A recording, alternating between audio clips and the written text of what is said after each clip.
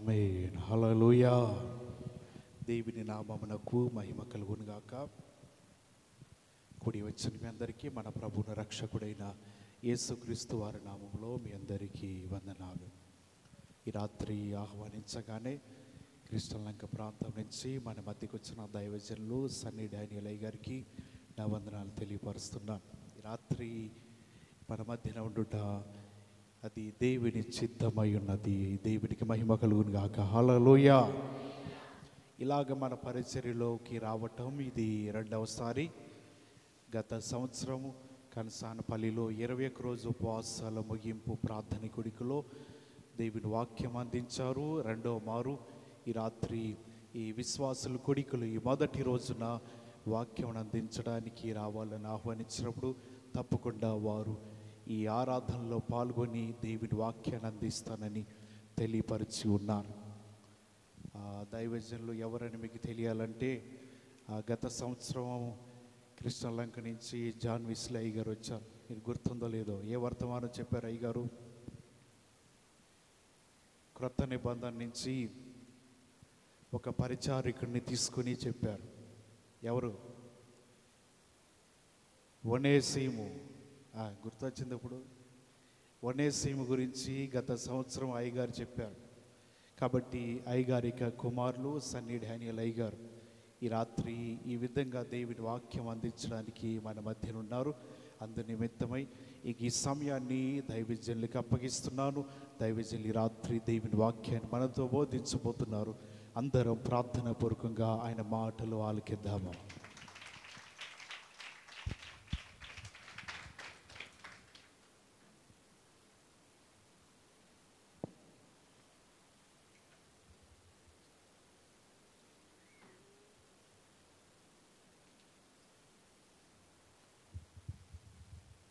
Praise the lord. Hallelujah, hallelujah. కాస్త చిరునవ్వుతో ఉన్నా చెప్తారా? హల్లెలూయా. ఇంకొంచెం నవ్వచ్చు. దేవుని పరిశుద్ధ నామానికి మహిమ కలుగును గాక. ఈ రాత్రికాల సమయంలో నున్న ఐపీసీ మందిరంలో చేరి మీ అందరితో కలిసి ప్రభు నామాన్ని స్తుతించడానికి, ఆయన నామాన్ని గొప్ప చేయటానికి, అలాగే మీ అందరితో కలిసి దేవుని వాక్యాన్ని ధ్యానించడానికి ప్రభు నాకు ఇచ్చిన ఈ మంచి సమయాన్ని బట్టి నేను ప్రభుని గణపరుస్తూ ఉన్నాను. ఈ సంఘ క్షేమాభివృద్ధి కూడికల మొదటి రోజు ఈ కూడికకు చేరి వచ్చిన మీ అందరికీ ప్రభు పేరిట వందనాలు. అందరికీ వందనాలు, అందరికీ వందనాలు. మీరు దండాలు ఎట్టే వరకు ఎట్ట పెడతాను నేను. అందరూ పెట్టాలా? చాలా సంతోషం. మరి ఈ మొదటి రోజు దేవుని వాక్యాన్ని అందించడానికి నన్ను ప్రేమతో ఆహ్వానించిన మరి డానియల్ గారికి కూడా నా ప్రత్యేకమైన వందనాలు, కుటుంబానికి కూడా ప్రత్యేకమైన వందనాలు, పెద్దమ్మ గారికి కూడా నా ప్రత్యేకమైన వందనాలు తెలియచేస్తూ ఉన్నాను. హల్లెలూయా, హల్లెలూయా. గడిచిన సంవత్సరం కనసానపల్లిలో 21 రోజుల ముగింపు కూడికకు వచ్చి దేవుని వాక్యాన్ని అక్కడ అందించడానికి ప్రభు నాకు సహాయం చేశారు. అక్కడికి ఎంతమంది వచ్చారో మీలో? ఎంతమంది వచ్చారు అక్కడికి? ఒక 2-3 ఉన్నారు. Very good. మరొకసారి ఈ నున్న ప్రాంతంలో ఉన్న ఈ దేవుని మందిరానికి వచ్చి ప్రభుని ఆయన వాక్యాన్ని ధ్యానించి ప్రకటించే ఈ మంచి సమయాన్ని ఇస్తున్నందుకే ప్రభుకి వందనాలు, స్తోత్రాలు చెల్లిస్తూ ఉన్నాను. ఈ సమయంలో అయ్యగారిని గుర్తు చేసుకోవాల్సిందే, రమేష్ అయ్యగారిని. మరి ఆయన పరిచర్య ఒకసారి కృష్ణలంక ఐపీసీ మందిరానికి వచ్చారు. వచ్చి ఆయన అనుభవాలు చెబుతున్నప్పుడు రోమాలు నిక్కబొడుచుకున్నాయి అన్నమాట. చాలా చక్కని అనుభవాలు. ఎంతో ప్రార్థనాపరుడు. ప్రార్థన ద్వారా రమేష్ అయ్య గారు సాధించిన విజయాలు చాలా ఉన్నాయి అని ఆ రోజున ఆయన చెబుతున్న వాక్యంలో నుండి మేము తెలుసుకోగలిగాం. చక్కని పరిచర్య, అద్భుతమైన దైవజనుడు. మరి చక్కని పరిచర్య ఆయన జరిగించి ప్రభు పిలుపునందుకొని ఆయన రాజ్యాన్ని చేరారు. మరి ఆయన లేని లోటు ప్రభువే తీర్చునుగాక. ఆమేన్. మరి మనందరికీ ఆత్మీయ తండ్రి ఆయన లేకపోయినా పరలోక తండ్రి ఉన్నారు. అలాగే వారి కుమారుడైన డానియల్ గారు చక్కగా పరిచర్య జరిగిస్తూ ఉన్నారు. మీ అందరికీ ఆశీర్వాదకరంగా ప్రభు వారిని నిలబెట్టినందుకే కూడా నేను ప్రభుని గణపరుస్తూ కొంచెం సేపు దేవుని వాక్యాన్ని ధ్యానం చేద్దాం. ఎంతమంది సిద్ధంగా ఉన్నారు? రెడీ? ఎంతమంది ready? Are you ready? Yes అనాలి. ఓ ఎస్ అనాలా? మనమంతా కుర్ర బ్యాచ్, యూత్, పెద్దోళ్ళ కాదు, యూత్ లెవెల్లో పోతుంది. సో మీరు కూడా అలాగే రెస్పాండ్ అవ్వాలి. Are you ready? ఏం చెప్పినా ఓ అది. Are you ready? Very good, very good, చాలా సంతోషం. కొంచెం సేపు మనం దేవుని వాక్యాన్ని ధ్యానం చేసుకుందాం. శ్రద్ధగా మీ మనస్సులను దేవుని వాక్యం మీద కేంద్రీకృతం చేసి వినాలి. మాట్లాడేది సన్నిబాబు కాదు, మాట్లాడేది దేవుడు, మాట్లాడేది యేసయ్య. అవునంటారా కాదంటారా? ఇక్కడ ఎవరు నిలబడినా వీళ్ళు కాదు మాట్లాడేది, వీరిని పూర్తిగా స్వాధీనంలోకి దేవుడు తీసేసుకుంటాడు. ఇక్కడ నిలబడిన వెంటనే, ఇక్కడ నిలబడిన వారిని నన్ను పూర్తిగా దేవుడు ఇప్పుడు స్వాధీనంలోకి తీసుకున్నాడు. ఇప్పుడు మాట్లాడేది ఎవరు? యేసయ్య. కాబట్టి అగౌరవంగా ఎవరు ఉండకూడదు, శ్రద్ధగా దేవుని మాటలు వినాలి. ఈ మాటలు మనల్ని బ్రతికింపజేస్తాయి, జీవింపజేస్తాయి. పరలోక రాజ్యానికే మనల్ని సిద్ధపరిచే మాటలు ఇవి.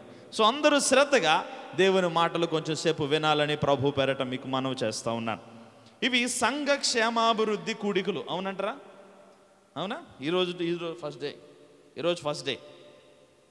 సో సంఘ యొక్క క్షేమాభివృద్ధి గురించి ఈ పూట మనం ధ్యానం చేద్దాం. అభివృద్ధి గురించి. ఇది మన శరీర సంబంధమైన అభివృద్ధి కాదు, ఆత్మ సంబంధమైన అభివృద్ధి గురించి ఈ పూట కొంచెంసేపు మనం ధ్యానం చేసే ప్రయత్నం చేద్దాం. ఒక ఊరిలో ఆదివారం పూట సండే స్కూల్ జరుగుతుందట. మీకు జరుగుతుందా సండే స్కూల్? ఎస్, ఆదివారం పూట సండే స్కూల్ జరుగుతూ ఉందట. సండే స్కూల్లో సండే స్కూల్ టీచర్ గారు పిల్లలకి లాజరు గురించి, ధనవంతుని గురించి బోధ చేస్తూ ఉన్నారు. లాజరు ధనవంతుని స్టోరీ ఉందా బైబిల్లో? ఉంది. లాజరు ఆ ధనవంతుని బల్ల దగ్గర కింద పడిన రొట్టె ముక్కలు తింటూ ఉండేవాడు. ఇద్దరు ఒకరోజు చచ్చిపోయారు. ధనవంతుడు ఎక్కడికి పోయాడు? నరకానికి పోయాడు. లాజరు పరలోకానికి వెళ్ళి అబ్రహాము రొమ్మున ఆనుకున్నాడు. ఆ సన్నివేశం మీ అందరికీ తెలుసు కదా. సో ఈ స్టోరీ ఆ టీచర్ గారు చిన్నపిల్లలకి వివరిస్తూ ఉందట. వివరించేసింది, పూర్తి అయిపోయింది. అయిపోయిన తర్వాత చిన్నపిల్లల్ని ఒక క్వశ్చన్ అడిగింది టీచర్ గారు. ఏంటంటే, ఒరే పిల్లలు, ఇప్పటి వరకు మీరు ధనవంతుని గురించి, లాజరు గురించి విన్నారు కదా. మీలో ధనవంతునిలాగా లేకపోతే లాజర్ లాగా ఎవరిలాగా ఉండాలనుకుంటున్నారు మీరు అని అడిగిందట. మీరైతే ఏం చెప్తారు? చెప్పాలా? ఆ ధన అని నాకు వచ్చేసింది. మళ్ళీ అయ్యో లేదు లాజర్. ఎవరిలాగా ఉండాలనుకున్నారు చెప్పండి మీరు? లాజర్ లాగా. అయితే ఓ బొడ్డోళ్ళు లేచాడంట. లేచి మేడం నేను చెప్తా సమాధానం అన్నాడట. సరే చెప్పునానా అందట టీచర్ గారు. ఆడేమన్నాడు? మేడం ఈ భూమి మీద నేను ధనవంతుల్లాగా ఉండాలి, పరలోకంలో లాజర్లాగా ఉండాలి అని చెప్పాడట. అర్థమైందా మీకు? ఆడికి ఏం కావాలి ఇప్పుడు? అవ్వ కావాలి. మన భాషలో ఈ భూమి మీదట ధనవంతుల్లాగా మంచిగా సుఖ సౌఖ్యాలతో మంచి జీవితాన్ని జీవించాలి. చచ్చిపోయిన తర్వాత పరలోకానికి వెళ్ళిపోయి లాజరు అబ్రహాము రొమ్మును ఎలాగ ఆనుకున్నాడో ఈడు కూడా పరలోకం వెళ్ళి అలా ఉండాలని. భూమి మీద ఇది కావాలి, పరలోకంలో అది కావాలి. మన ఆశలు కొన్నిసార్లు వెరైటీగా ఉంటాయి. మనల్ని కూడా కదిపితే మనసులో ఎక్కడ అట్టాగే ఉంటుంది ఆశ కదా. రెండు కావాలి, రెండు అయితే బలం ఉంటుంది. భూమి మీద ధనవంతుల్లాగా ఉండటం, అక్కడ మీరు చెప్పాలి, మాట్లాడాలి. నేను కొంచెం ఎక్కువ టీచింగ్ లెక్క చెప్తా. టీచింగ్లో ఏం చేయాలి? పిల్లలు ప్రతిస్పందించాలి. అవునా? సో ఇప్పుడు మీరు కూడా మాట్లాడాల్సిందే. మాట్లాడకుండా ఎవరు ఉండటానికి వీల్లేదు. అడిగితే ఏదన్నా మీరు ఖచ్చితంగా చెప్పాలి. మన ఆశలు కూడా కొన్నిసార్లు ఎట్లాగే ఉంటాయి. భూమి మీద ధనవంతుల్లాగా ఉండాలి, పరలోకంలో లాజర్లాగా ఉండాలి. మన ఆశల విషయాన్ని దగ్గరికి వచ్చేసరికి మన జీవితంలో మనం కలిగి ఉండాల్సిన కోరిక, ప్రధానమైన ఆశ, ప్రధానమైన కోరిక ఏదైనా ఉందంటే అది ఏమవ్వాలంటే నేను ఆత్మీయంగా ఎదగాలి అన్న కోరిక అయి ఉండాలి. చెప్పండి ఏంటిది? మనందరికి ఆశలు ఉంటాయా? ఆశలు ఉంటాయా? మంచిగా ఇల్లు కట్టుకోవాలి, ఒక పొలం కొనుక్కోవాలి, 4-5 గేదెలు కొనుక్కోవాలి, వ్యాపారం బాగా చెయ్యాలి, ఉంటాయా లేదా? మంచి ఆరోగ్యం ఉండాలి, అబ్బాయికి అమ్మాయికి మంచిగా పెళ్ళిళ్ళు చెయ్యాలి. చెప్పండి.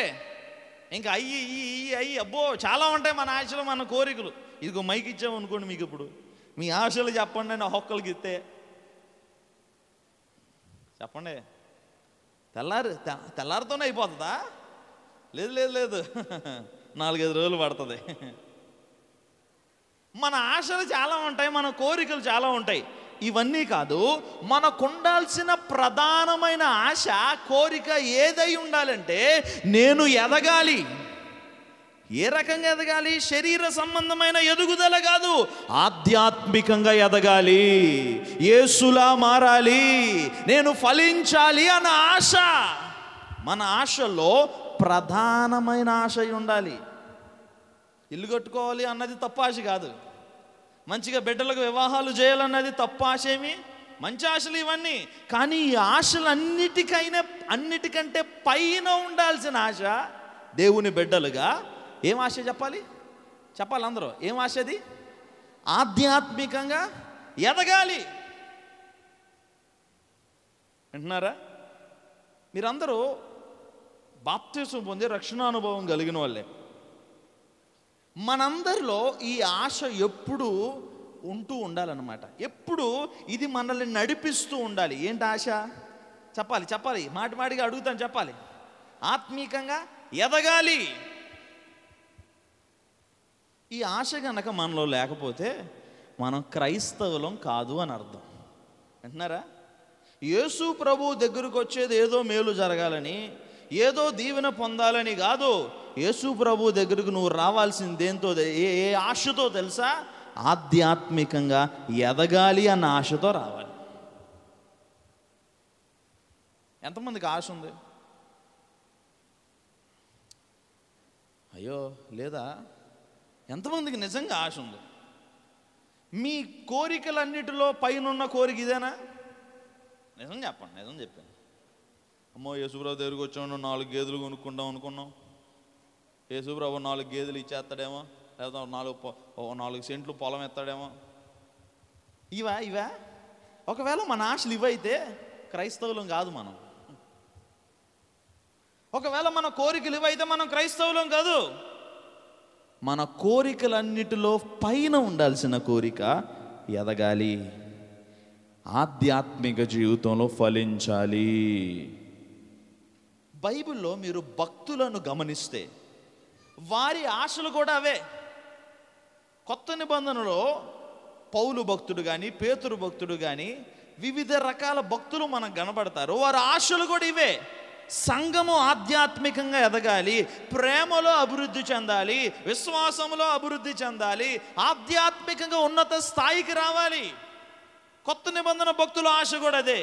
యేసు ప్రభు శిష్యులు కూడా యేసు ప్రభు దగ్గరకు వచ్చి వారు వ్యక్తం చేసిన ఆశ ఏంటంటే, ప్రభువా మా విశ్వాసాన్ని వృద్ధి చేయి.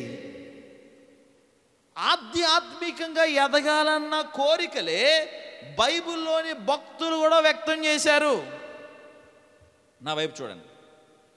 మన పిల్లలు ఎదగకపోతే మనకు బాధ? చెప్పండి.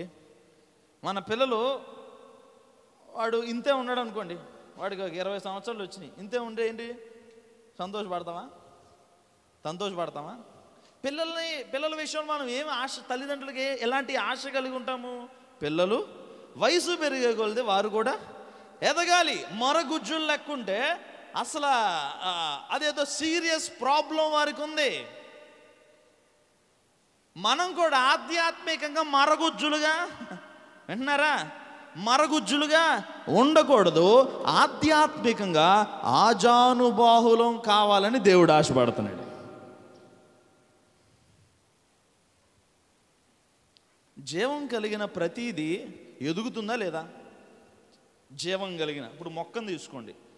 మొక్కను ఎంత చిన్నగా నాటుతాం, ఎదుగుతుందా? అది ఎదుగుతుందా? ఒక కుక్క పిల్ల పుట్టింది అప్పుడే, ఆ కుక్క పుట్టిన పిల్ల అట్లాగే ఉంటుందా? అదేమవుతుంది? ఎదుగుతుంది. మనిషి పుట్టినప్పుడు ఎంత ఉంటాడు? అవునా? ఆ తర్వాత ఏమవుతాడు? ఎదుగుతాడు. అలాగే జీవం కలిగిన క్రైస్తవుడు అయితే నువ్వు కూడా ఎదగాలి. నీలో ఎదుగుదల లేకపోతే నీ ఆధ్యాత్మికతలో ఏదో సీరియస్ ప్రాబ్లం ఉంది. నువ్వు క్రైస్తవుడు కాదు, నువ్వు ఎదగకపోతా ఉంటే. దేవుడు తన బిడ్డలు ఎప్పుడు ఎదుగుతూ ఉండాలి, ఒక ఉన్నత స్థాయికి చేరాలని ఆశపడుతున్నాడు. అయితే ఎదుగుదల ఎలా సాధ్యమవుతుంది? ఎదగటం అనేది ఎలా సాధ్యమవుతుంది? ఈరోజు కొన్ని విషయాలు మీకు తెలియజేసి నేను ముగించే ప్రయత్నం చేస్తా. ఒక స్తోత్రం చెప్పండి యేసయ్యకి. ఈరోజు నా అంశం ఏంటి మీకు అర్థమైపోయింది. ఏంటిది? ఆత్మీయ ఎదుగుదల. ఎలా ఎదగాలి, ఎలా సాధ్యమవుతుంది ఎదుగుదల, ఏం చేస్తే, ఏ టిప్స్ పాటిస్తే మనం ఆధ్యాత్మికంగా ఎదగగలం? మనందరికీ ఆశ ఉందా లేదా? మీరు మీరు మీరు సరిగ్గా చెప్పట్లా. 10 కోట్లు కావాలి అని ఆశ ఉందంటే గట్టిగా చెప్తారు ఆమెనని, స్తోత్రం అని. మరి ఈ విషయం దగ్గర ఎందుకు చెప్పట్లా?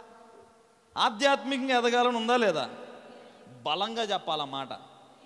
ఇంకా అంటే మీరు చెబుతున్న దాన్ని బట్టి మీరు ఎంత దానికి విలువెత్తనారో అర్థమవుతుంది. నిజంగా ఆత్మీకంగా ఎదగాలని ఆశ ఉందా? చెప్పాలి. ఉంది. ఏం చేయాలి? ఏం చేస్తే ఎదుగుతాం? ఏం చేస్తే ఫలిస్తాం? కొన్ని మాటలు బైబిల్లో నుంచి ఈ పూట మనం చూసి ఈ పూట క్లోజ్ చేసే ప్రయత్నం చేద్దాం. మొదటి పేతురు 5వ అధ్యాయం. మొదటి పేతురు 5వ అధ్యాయం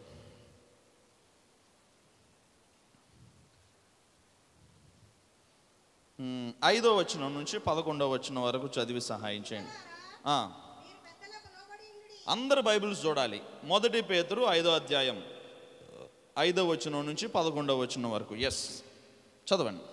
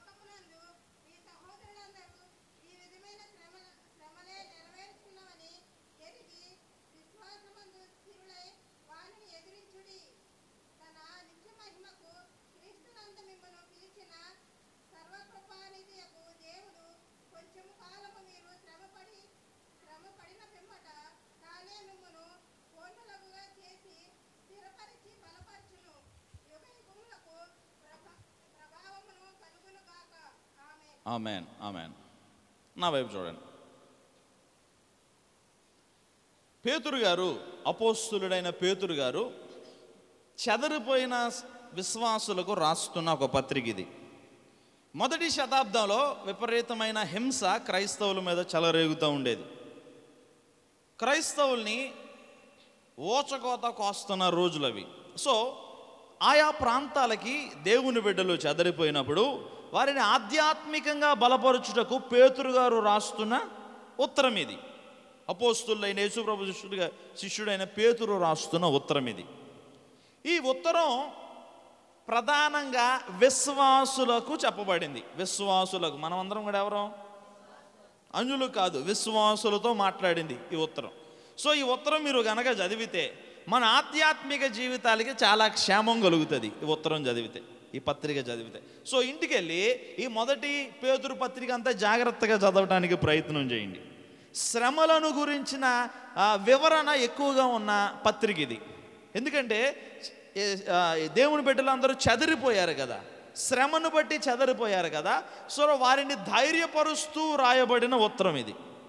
ఆ ఉత్తరం 5వ అధ్యాయంలో మనం గమనిస్తే చివరి ఇన్స్ట్రక్షన్స్ సంఘాలకు ఇస్తున్నాడు పేతురు గారు. మొదటి నుండి 4వ వచనం వరకు, 5వ అధ్యాయం మొదటి నుండి 4వ వచనం వరకు అలా మీరు చూడండి, జస్ట్ అలా చూడండి. ఈ 4 వచనాలు కనుక మీరు చూస్తే, చదివితే అక్కడ మనకు అర్థమయ్యే విషయం ఏంటంటే దైవ సేవకులు ఎలాగుండాలి, మందను మేపే దైవ సేవకులు ఎలాగ జీవించాలి అన్న విషయాలు అక్కడ చెప్పబడ్డాయి.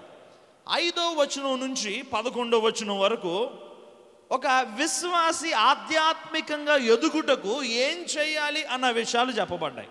ఓకే, మొదటి వచనం నుంచి 4వ వచనం వరకు సంఘ కాపరి, మందపై దేవుడు నియమించిన కాపరి మందను ఏ విధంగా కాయాలి అన్న విషయాలు మొదటి 4 వచనాల్లో చెప్పబడితే, 5వ వచనం నుంచి 11వ వచనం వరకు ఆధ్యాత్మికంగా ఎదుగుటకు, ఫలించుటకు ఏం చేయాలి అన్న విషయాలు చెప్పబడ్డాయి. ఓకే, ఒక 5-6 విషయాలు ఉన్నాయి అక్కడ. 5వ అధ్యాయం 5వ వచనం నుంచి 11వ వచనం వరకు ఈ 5-6 విషయాలు ధ్యానం చేసేసరికి చాలా టైం అయిపోతుంది. కాబట్టి అన్నీ నేను చెప్పే ప్రయత్నం చేయను, కానీ ఒక 3 లేదా 4 నేర్చుకొని ఈ పూటకు మనం క్లోజ్ చేద్దాం. మన అంశం ఏంటి? చెప్పాలి, అందరు చెప్పాలి. ఎదగాలి. ఏం చేయాలి? ఏం చేస్తే అది సాధ్యమవుతుంది? ఓకే, సో మొట్టమొదటి మాట ఈ పూట మనం చూసే ప్రయత్నం చేద్దాం. చూడండి, 5వ అధ్యాయం 5వ వచనం.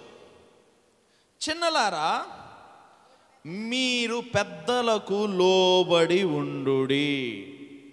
నంబర్ 1, మనం ఆధ్యాత్మికంగా ఎదగాలంటే ఏం చేయాలంట? లోబడి ఉండాలి. ఎవరికి లోబడి ఉండాలి? చూసి చెప్పండి నాకు. చిన్నలు పెద్దలకి. సో ఈ చిన్నపిల్లలకు సంబంధించిన వాక్యంగా, చిన్నలారా పెద్దలకు అంటే చిన్నపిల్లలకు సంబంధించిందిగా. మనం అందరం పెద్దవాళ్ళంగా. చెప్పండి.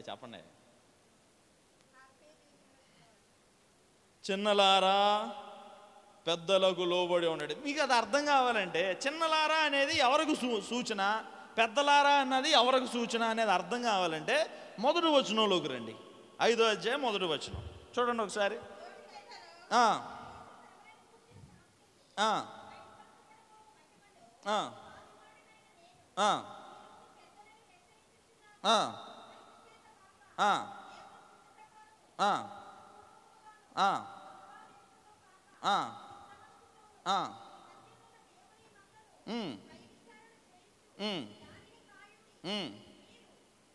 మీకు అప్పగింపబడిన వారి పైన చాలు. సో తోటి పెద్దలను హెచ్చరించుచున్నాను అని అన్నాడు మొదటి అధ్యాయం మొదటి వచనంలో. అవునా అన్నాడు లేదా? మీరు చెప్పాలా? తోటి పెద్దలను హెచ్చరించుచున్నాను. ఏమని హెచ్చరించాడు? బలిమి చేత కాక దేవుని చిత్త ప్రకారం ఇష్టపూర్వకంగాను దుర్లాభాపేక్షతో కాక సిద్ధ మనస్సుతోనూ మీ మధ్యనున్న దేవుని మందను పై విచారణ చేయుచు దానిని. అంటే ఎవరి గురించి చెప్పబడింది అన్నమాట? పెద్దలు అంటే ఎవరో? Very good. పెద్దలు అంటే ఎవరంటే ఇక్కడ దేవుని సేవకులు. సో ఇప్పుడు చిన్నలు అంటే ఏంటి? ఇప్పుడు మీరు చెప్పండి. అది అర్థమైంది. ఇప్పుడు 5వ వచనం దగ్గరికి వద్దాం. చిన్నలారా మీ పెద్దలకు లోబడి ఉండండి, విశ్వాసులారా మీ దైవ సేవకునికి లోబడి ఉండుడి. అది చేస్తే ఏమవుతుంది? ఎదుగుతాం. ఫస్ట్ పాయింట్ ఏంటంటే మనం ఆధ్యాత్మికంగా ఎదగాలి అంటే ప్రాథమిక అడుగు ఏంటి అంటే దైవ సేవకులకు ఒక ఆధ్యాత్మిక నాయకత్వానికి మనల్ని మనం అప్పగించుకోవడం చేయాలి. ఆత్మీయ నాయకునికి మనల్ని మనం అప్పగించుకోవడం చేయాలి. ఆత్మీయ నాయకుడు అంటే ఎవరు? దైవ సేవకుడు. మనను ఆధ్యాత్మికంగా సరైన దారిలో నడిపించేవాడు ఆధ్యాత్మిక నాయకుడు. మన దైవ సేవకుడు మనకు ఆధ్యాత్మిక నాయకుడు. నువ్వు ఆధ్యాత్మిక జీవితంలో ఎదగాలంటే మొట్టమొదటి అడుగు నీ దైవ సేవకునికి నువ్వు లోబడి ఉండాలి. అంటున్నారా? మొదటి పేతురు పత్రికలో కొంచెం వెనక్కి వెళ్తే 2వ అధ్యాయం 13వ వచనంలో జస్ట్ అలా చూడండి అంతే. అధికారానికి మీరు లోబడి ఉండండి అని కనబడుతుంది. 2వ అధ్యాయం 13 కనబడిందా? అధికారులకు లోబడి ఉండండి ఉందా లేదా? లోబడి ఉండండి ఉందా? అధికారులకు లోబడి ఉండండి. ఆ తర్వాత 2వ అధ్యాయం 18వ వచనం చూడండి. మీ యజమానులకు లోబడి ఉండండి, పనివారులకి యజమానులకు లోబడి ఉండండి. 3వ అధ్యాయం 1వ వచనం, భార్యలారా మీ పురుషులకు లోబడి ఉండండి అని చెప్పి ఇక్కడికి వచ్చేసరికి 5వ అధ్యాయం 5వ వచనంలో విశ్వాసులారా మీ ఆధ్యాత్మిక నాయకునికి మీరు లోబడి ఉండుడి. ఎందుకు లోబడి ఉండాలండి? దైవ సేవకునికి ఎందుకు లోబడి ఉండాలి? దైవ సేవకుడు నిన్ను ఏ దారిలో నడవాలో నీకు గైడెన్స్ ఇస్తాడు దైవజనుడు. అవునా? ఇక్కడ నిలబడి వాక్యం చెప్పేది ఏంటి? ఏం చెప్తారు వాక్యం? దేనికి సంబంధించి వాక్యం చెప్తారు? నువ్వు ఆధ్యాత్మిక జీవితంలో ఇలాంటివి చెయ్యాలి, ఇలాంటివి చెయ్యకూడదు. అవునా? చెప్తారా? డూస్ అండ్ డోంట్స్ దైవజనుడు ఇక్కడ నిలబడి ప్రకటిస్తాడు. అరే బాబు అది తప్పుడు దారి, సహోదరి అది తప్పుడు దారి, ఆ దారిలో నువ్వు వెళ్ళొద్దు, వాక్యానుసారమైన దారి అది కాదు అని దైవ సేవకుడు నిన్ను వెళ్ళవలసిన దారేది, వెళ్ళకూడని దారి ఏది అన్నది నిన్ను గైడ్ చేస్తాడు దైవ సేవకుడు.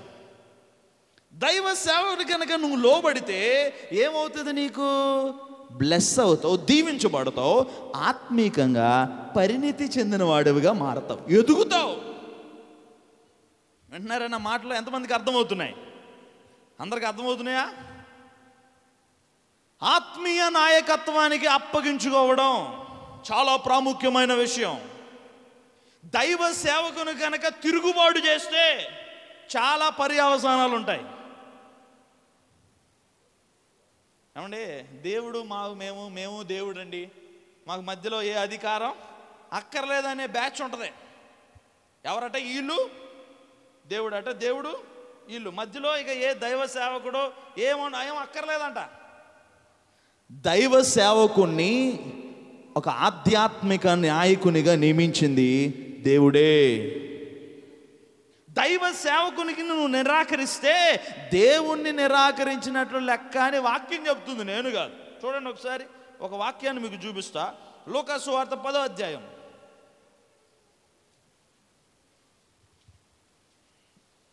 16వ వచనం. లూకా 10:16. మీ మాట వినువాడు నా మాట వినును, మిమ్మును నిరాకరించువాడు. ఎవరితో చెప్పాడు యేసయ్య ఈ మాటలో? శిష్యులతో చెప్తున్నాడు. శిష్యులు ఆనాటి కాలంలో సువార్తకు పంపబడిన వారు, అంటే దైవ సేవకులు. వారితో అంటున్నాడు, ఏమంటున్నాడంటే మీ మాట వినువాడు నా మాట వింటాడు, నా మాట వినును, మిమ్మును నిరాకరించువాడు. అంటే దైవ సేవకులను త్రోసేస్తే ఎవరిని త్రోసేసినట్లు లెక్క? అమ్మ వింటున్నారా? మీరు మంచోళ్ళండి, మీరు మంచోళ్ళు. దైవ సేవకునికి మంచిగా లోబడతారా? లోబట్టమే కాదు, ఒక మాట చెప్తాను. దైవ సేవకుడు మిమ్మల్ని గద్దించటానికి మీరు స్వేచ్ఛ ఇవ్వాలి దైవ సేవకునికి. అర్థమవుతుందన్న మాట? మరలా చెప్తున్నాను, దైవ సేవకుడు మిమ్మల్ని సరి చేయటానికి మీరు స్వేచ్ఛ ఇవ్వాలి. స్వేచ్ఛ అంటే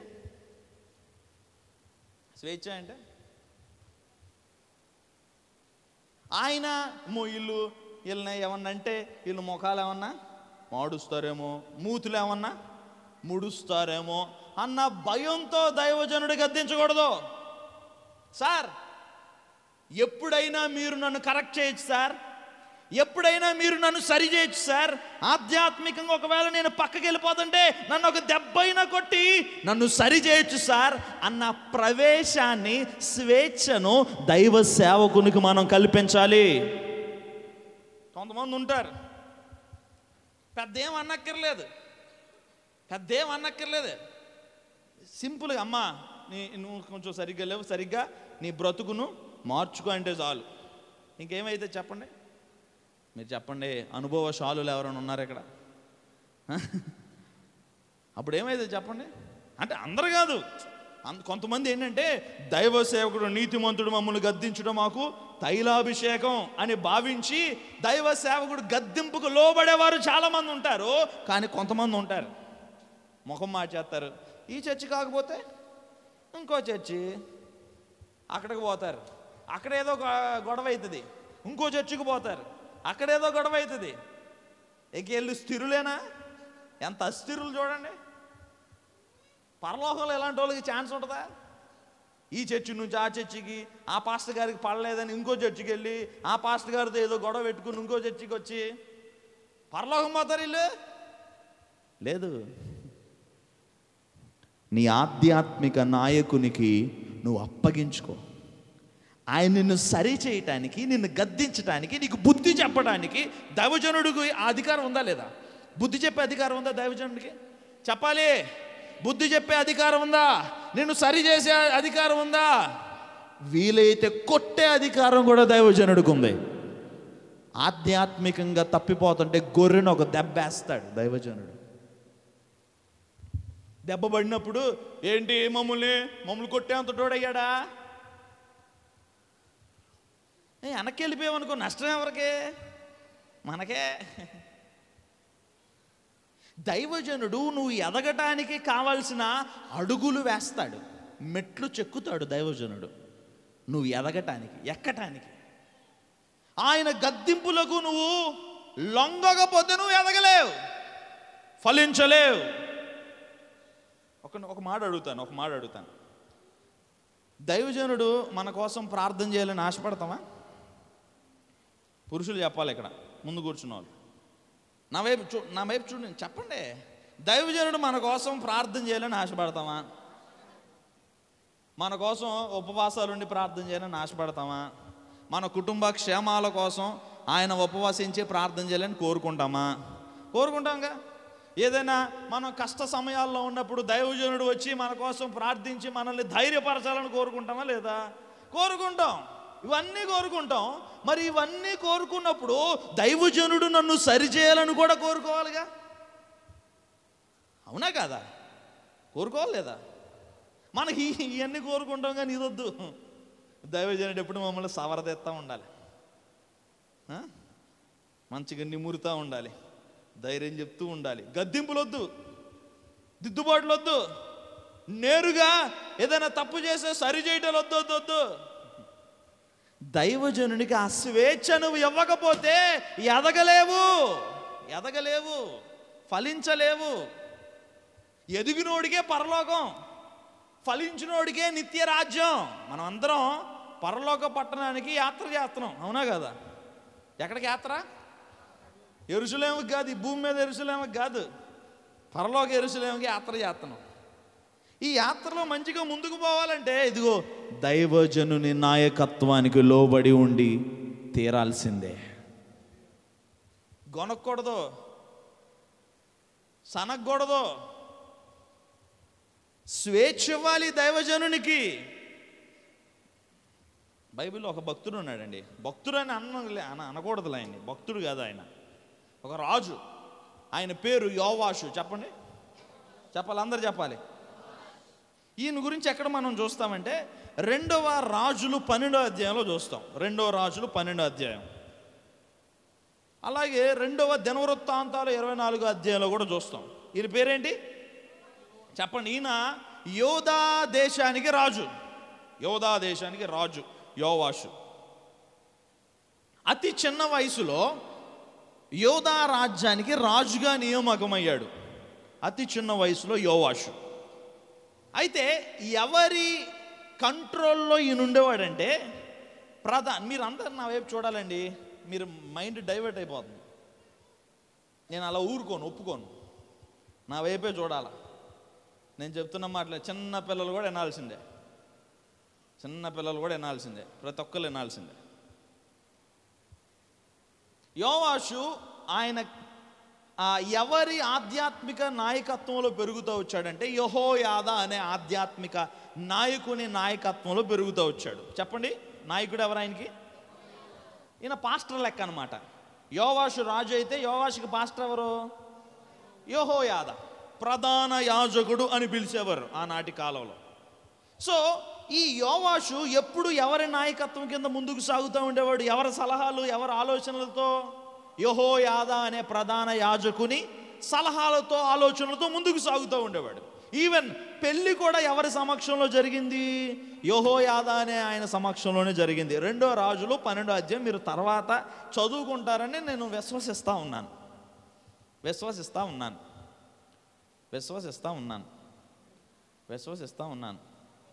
చదువుతాం సార్ అని మాట అనవచ్చు కదండి. చదవండి, ఇంటికి వెళ్ళినా చదవండి. అంటే ఇప్పుడు అదంతా చదివితే టైం సరిపోదు మనకి, అందుకే నేను చదివచ్చు. మీరు ఇంటికి వెళ్ళి చదువుకుంటే బాగుంటుంది. సో తన రాజ్యపు వ్యవహారాల్లో కూడా ప్రతి విషయంలో ఎవరి ఇన్వాల్వ్మెంట్ ఉండేది? యెహోయాదా అనే పాస్టర్ గారి ఇన్వాల్వ్మెంట్. ప్రతిదీ పాస్టర్ గారి సలహాను బట్టి నడుస్తూ ఉండేవాడు ఈ రాజు. అయితే ఒకరోజు ఏమైంది? యెహోయాదా చచ్చిపోయాడు. అంటే పాస్టర్ గారు చనిపోయాడు. పాస్టర్ గారు చనిపోయిన తర్వాత ఈ పాస్టర్ గారు ఒక కొడుకు ఉన్నాడు, ఆయన పేరు జకర్యా. చెప్పండి. ఇప్పుడు పాస్టర్ గారి తర్వాత ఆయన గారు పాస్టర్ అయ్యాడు. జకర్యా గారు ఇప్పుడు పాస్టర్ అయ్యాడు. యెహోయాదా చచ్చిపోయాడు, జకర్యా పాస్టర్ అయ్యాడు.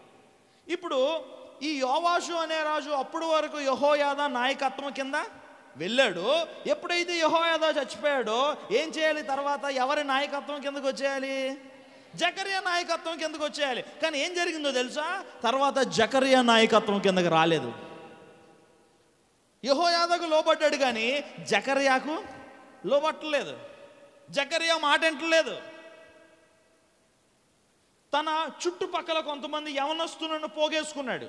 వారు చెప్పిన మాటలు, వారు చెప్పిన సలహాలను తీసుకుంటూ ఆధ్యాత్మిక నాయకత్వాన్ని నిరాకరించాడు. తర్వాత భయంకరమైన చావు చచ్చాడు. బైబిల్లో ఉన్న ఉదాహరణ ఇది. ఆయన కుమారుడైన జకర్యా ఉన్నాడు కదా, ఆయనకు అప్పగించుకోవచ్చు కదా తనను తాను. లేదు, అప్పగించుకోలేదు. ఆధ్యాత్మిక నాయకత్వం నుండి బయటకు వచ్చేసాడు. దైవజనునికి లోబడి ఉండటం నుంచి బయటకు వచ్చేసాడు. తర్వాత పతనమైపోయాడు యోవాషు అనే రాజు. మీరు తర్వాత చరిత్ర చదువుకోండి. దైవ సేవకులను నిరాకరిస్తే, వారి గద్దింపులను నిరాకరిస్తే, వారి హెచ్చరికలను నిరాకరిస్తే దేవుణ్ణి నిరాకరించినట్లు లెక్క అన్న విషయాన్ని మర్చిపోవద్దు.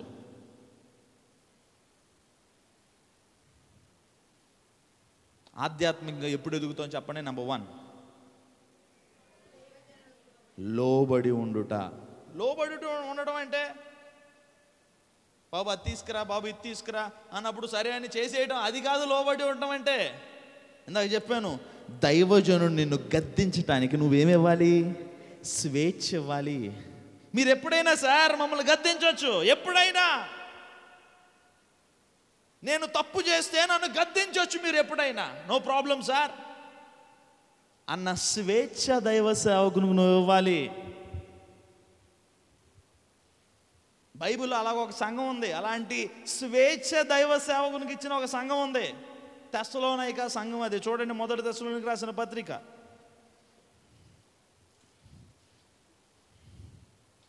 1వ అధ్యాయం 9వ వచనం చూడండి ఒకసారి.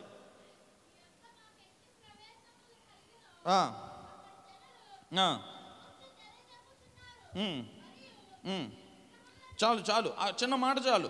మీ వద్ద మాకెట్టి ప్రవేశము కలిగెను. ఎవరి గురించి ఎవరు చెప్తున్నారు? తెస్సలోనిక సంఘం గురించి పౌలు గారు చెప్తున్నాడు. పౌలు గారికి అలాగే ఆయన కింద ఉన్న బర్నబాకి, తోటి పాస్టర్స్కి తెస్సలోనిక సంఘంలో ప్రవేశం కలిగిందట. ప్రవేశం అంటే ఇంకో భాష ఏం చెప్పాను? స్వేచ్ఛ. ఎవరిచ్చారు స్వేచ్ఛ? తెస్సలోనిక సంఘస్థులు. దేనికి స్వేచ్ఛ ఇచ్చారు? గద్దించడానికి. చూడండి, ఇంకో వచనం చూడండి, 2వ అధ్యాయం 11-12 వచనాలు. తన రాజ్యమునకును మహిమకును మిమ్మును పిలుచుచున్న దేవునికి తగినట్టుగా మీరు నడుచుకొనవలెనని మేము మీలో ప్రతి వానిని హెచ్చరించుచు, ధైర్యపరచుచు, సాక్ష్యం ఇచ్చుచు, తండ్రి తన బిడ్డల ఎడల నడుచుకుని రీతిగా మీలో ప్రతి వాని ఎడల మేము నడుచుకుంటుమి. ఏం చేశాడట పౌలు? హెచ్చరిక చేశాడు, బుద్ధి చెప్పాడు లేదా? బుద్ధి చెప్పడానికి వాళ్ళు ఏం చేశారు? ఆయనకి స్వేచ్ఛ ఇచ్చారు. అమ్మా, నున్న ఐపీసీ సంఘం దైవ సేవకుడు నిన్ను సరి చేయటానికి, బుద్ధి చెప్పడానికి నువ్వు స్వేచ్ఛ ఇవ్వాలి. అర్థమవుతుందా? ఇప్పుడు తలకాయలు ఊపుతున్నారు. ఆ టైం వచ్చినప్పుడు దైవజనుడు ధైర్యంగా నువ్వు తప్పు చేశావు అని నిన్ను పాయింట్ అవుట్ చేసినప్పుడు, అయ్యా నిజంగా నేను తప్పు చేశాను, నన్ను క్షమించండి అని తప్పును సరి చేసిన దైవజనుని మరింతగా ప్రేమించటం స్వేచ్ఛ ఇవ్వటం దైవ సేవకునికి. అది చేస్తే ఏమవుతుంది? దైవ సేవకునికి నువ్వు అప్పగించుకుంటే, లోబడితే ఏమవుతుంది? నువ్వు ఆధ్యాత్మికంగా, ఇందాక చెప్పాను, యోవాషు దైవ సేవకునికి అప్పగించుకోలేదు. చుట్టుపక్కల ఉన్న తన ఫ్రెండ్స్ వచ్చి ఆయన మైండ్ని డిస్టర్బ్ చేశారు, ఆయన మైండ్ని చెరిపేశారు. నువ్వు దైవ సేవకుడు కనుక అప్పగించుకోకపోతే, ఆయన యొక్క డైరెక్షన్లో నువ్వు నడవకపోతే, లోకం ఉంది నిన్ను త్రిప్పేస్తుంది లోకం వైపుకి. బయట ఫ్రెండ్స్ చాలా మంది ఉంటారు. మనం దైవ సేవకుని ఆధ్యాత్మిక నాయకత్వానికి నువ్వు లోబడకుండా నడిపింపు కింద నువ్వు ముందుకు సాగపోతే, నిన్ను నడిపించే అంశాలు బయట చాలా ఉంటాయి, లాగేస్తాయి, దేవుని నుండి దూరం చేస్తాయి. కాపరిని దేవుడు ఎందుకు పెట్టాడు? నిన్ను నడిపించడానికి. ఆయన నడిపింపు కింద నువ్వు ముందుకు సాగితే నీకు మేలది, నీకు మేలు. ఒక వచనాన్ని చూడండి ఒకసారి త్వరగా. హెబ్రీ 13:12. హెబ్రీ 13వ అధ్యాయం 7వ వచనం, క్షమించండి 7వ వచనం. మీకు దేవుని వాక్యాన్ని బోధించి మీ పైన నాయకులుగా ఉన్నవారు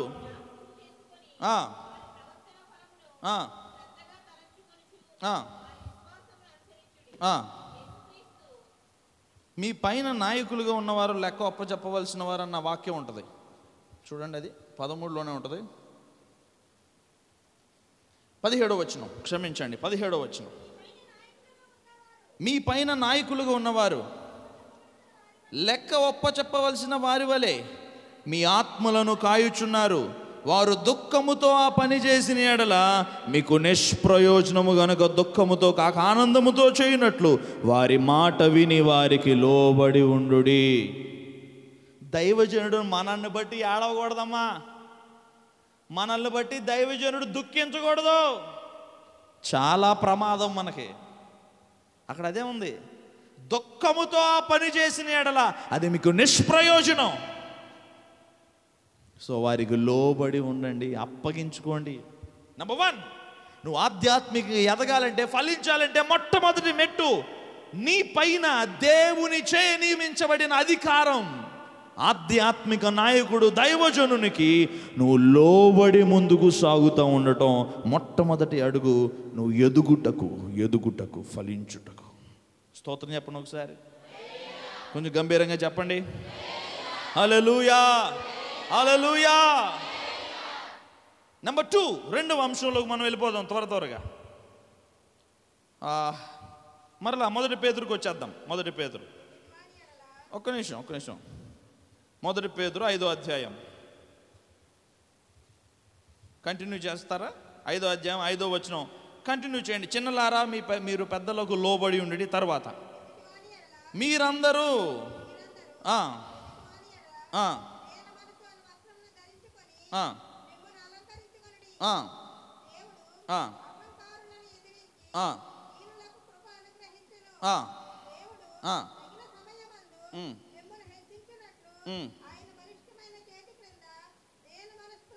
చాలు. నెంబర్ 2, మనం ఎదగాలంటే, హెచ్చింపబడాలంటే ఏం చేయాలి? సింపుల్. దాని గురించి పెద్ద స్టడీలు చేయనక్కర్లేదు. మనం సింపుల్గా ఉంది. ఏం చేయాలి? దేన మనస్సు కావాలి. నువ్వు ఎదగాలంటే మనకు కూడా బయట కూడా ఒక మాట ఉంది కదా, ఏంటిది అది?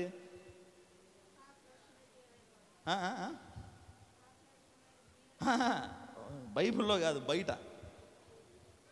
నువ్వు ఎదగాలంటే ఒదిగి ఉండాలి. అవునా? ఎంత ఒదిగితే అంత ఉందా బయట మాట? నువ్వు ఆధ్యాత్మికంగా ఎదగాలంటే నువ్వు దీనుడుగా మారాలి. నెంబర్ 2 ఇది. మన అంశం ఏంటి? ఇది నేను వచ్చే వరకు గుర్తుండాలి ఈ వాక్యం, అందుకే మీకు అన్నిసార్లు నొక్కి చెప్తున్నా. ఓకే, మొట్టమొదటిది ఏంటి దీంట్లో? ఎవరికి చెప్పాలా? ఎవరికి? దైవ సేవకులకు లోబడి ఉండటం మాత్రమే కాదు, అప్పగించుకోవాలి. వారు గద్దించడానికి స్వేచ్ఛ ఇవ్వాలి. నెంబర్ 2, మనం ఎదగాలంటే దేన మనస్సు అనే వస్త్రాన్ని ధరించుకోవాలి. ఏం వస్త్రం చెప్పండి అందరూ? దేన మనస్సు. మీరు డాక్టర్లు వేసుకునే యాప్రాన్లు చూసారా? నర్సులు వేసుకునే యాప్రాన్లు చూసారా? తెల్లగా ఉంటాయి. క్రైస్తవులకి ఒక యాప్రాను. ఏంటి ఆ యాప్రాను? దేన మనస్సు అనే యాప్రాన్ అట. అదేం చేయాలి మనం? మనలో దేనత్వం ఉందంటారా? గర్వం ఉందంటారా? దేనత్వానికి ఆపోజిట్ ఏంటి చెప్పాలా? దేనులమా గర్విష్ఠులమా? చెప్పండి. Question markka? నేను దీనున్నా గర్విష్ఠున్నా అని ఆలోచిస్తున్నారు ఇప్పుడు. దీనులువా గర్విష్ఠులమా మనం? నేను చెప్తాను, మొమ్మాటికే మనం గర్విష్ఠులమే. ఎస్, మనలో తెలియకుండానే గర్వం చాలాసార్లు పనిచేస్తూ ఉంటుంది. అతిశయం చాలాసార్లు పనిచేస్తూ ఉంటుంది. ఎవడైనా మనల్ని ఏదన్నా అన్నాడు అనుకో, ఏంటో అంత ఇదేంటి ఆమెకే ఏమంటారు? దాన్ని ఏమంటారు? యేసుప్రభు ఉంటే ఆ పొజిషన్లో ఏమంటాడు ఆయన? ఇప్పుడు ఆయన్నే ఎవరో తిడుతున్నారు, ఏమంటాడు ఆయన? ఈడేంటి నేను పుట్టించినోడు వీడంత షో చేస్తున్నాడు అంటాడు యేసయ్య. చెప్పండి. అంటే మనలో ఏమున్నాయి చెప్పాలా? కొత్త చీర వాడు కట్టుకొచ్చాం అనుకోండి, కొత్త చీర వాడు కట్టుకొచ్చాం కావాలని అందరూ చూడాలని, అది అందరి ముందు డింగ్ నడుచుకుంటూ వస్తాం. ఏంటి అంటే వెనకాల ఉన్న ఉద్దేశం ఏంటి? వెనకాల ఉన్నది అందరూ చూడాలి. అమ్మో ఈమె గారు ఏదో ఈరోజు మంచి చీర కట్టుకొచ్చిందని ఈమె గురించి ఎదుటవాడు కొంచెం ఎక్కువగా అనుకోవాలి, చెప్పుకోవాలని. అవునా కదా? దాన్ని ఏమంటారు ఇంకొక భాషలో? గర్వం అంటారు. అంటారు లేదా? ఏందది? ఓ అదా,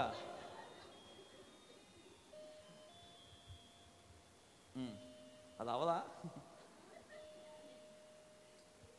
సరే, దాన్ని వదిలేద్దాం.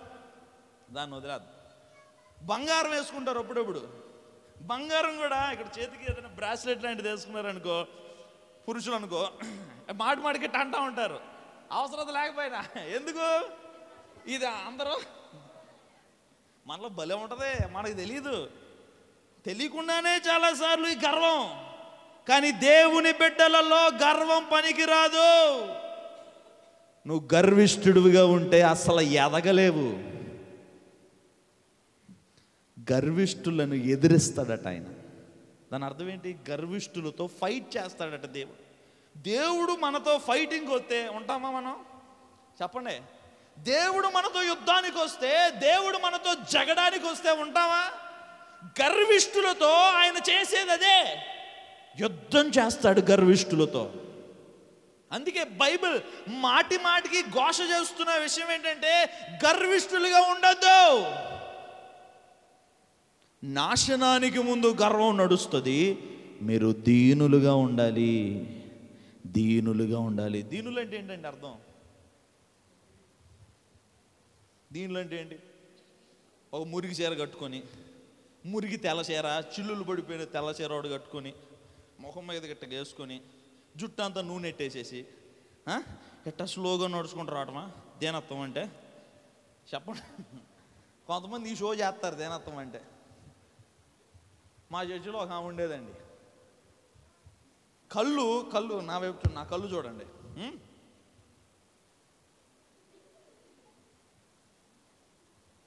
ఎట్టా స్లోగా మూసి స్లోగా తెరుస్తుంది. ఇది దేనత్వమా? ఇది దేనత్వం లెక్కన ఫీల్ అవుతుంది. అంటే కళ్ళు స్లోగా తెరిచి మూయడం అది దేనత్వమా? లేకపోతే మురికి చీర కట్టుకోచేసి స్లోగా అట్ట నడుచుకుంటూ రావడం దేనత్వమా?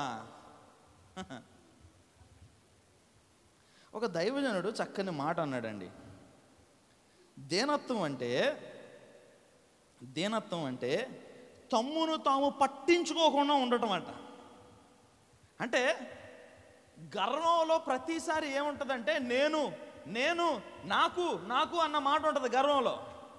దేనోత్వంలో అది అసలు అదే అంటున్నాడు, తమ్మును తాము పట్టించుకోకుండా ఉండటం. అంటే దృష్టి అంతా దేవుని మీద, దృష్టి అంతా మన తోటి వ్యక్తుల మీద. దేవుడే అన్ని ఇచ్చాడు, దేవుడిదే సమస్తం, నాదంటూ ఏమి ఈ లోకంలో లేదు, మొత్తం దేవుడిచ్చిందే అని దేవుని మీద దృష్టి ఉంటుంది. రెండోది, ఎవరికైనా ఏదైనా లేదనుకోండి, వారికి ఇవ్వాలి వారికి ఇవ్వాలి వారికి ఇవ్వాలి అన్న దృష్టి దీనత్వంలో ఇది ఉంటుంది. తమ్మును తాము పట్టించుకోకుండా ఉండడం. అక్కడ చూడండి చక్కటి మాట, దేవుడు తగిన సమయమందు మిమ్మల్ని హెచ్చించినట్లు ఆయన బలిష్టమైన చేతి కింద దీన మనస్కులై ఉండండి. దీనత్వం చాలా ఇంపార్టెంట్ అండి క్రైస్తవుల్లో. ద మోస్ట్ ఇంపార్టెంట్ థింగ్ దీనుడిగా మారడం. మన యేసయ్య దీనుడేనా? దీనుడేనా? దీనుడేనా? మీరేంటి అది కూడా మీరేంటి డౌట్గా చెప్తున్నారు? దీనుడే కదా. నాకు ఒకసారి డౌట్ వచ్చేసింది, ఏంటి యేసయ్య దీనుడు కాదా అని. దీనుడే యేసయ్య, దీనుడు. ఎంత దీనుడంటే పరలోకంలో వేల కొలది కోట్ల కొలది దూతలు ఆయన పొగుడుతూ ఆరాధిస్తూ ఉన్నారట, ఆయన్ని కీర్తిస్తూ ఉన్నారట. ఆ గొప్పతనాన్ని వదులుకోవటం సాధ్యమవుతుందా? ఇప్పుడు మిమ్మల్ని అందరూ కలిసి పొగిడేసి సీఎం కుర్చీలో కూర్చోబెట్టారు. నాకు సీఎం కుర్చీ వద్దానికి ఎందుకు వచ్చేస్తారా మీరు? చెప్పండి, వచ్చేస్తారా? చెయ్యండి, ఏమైంది? అబ్బే వాళ్ళ కాదు.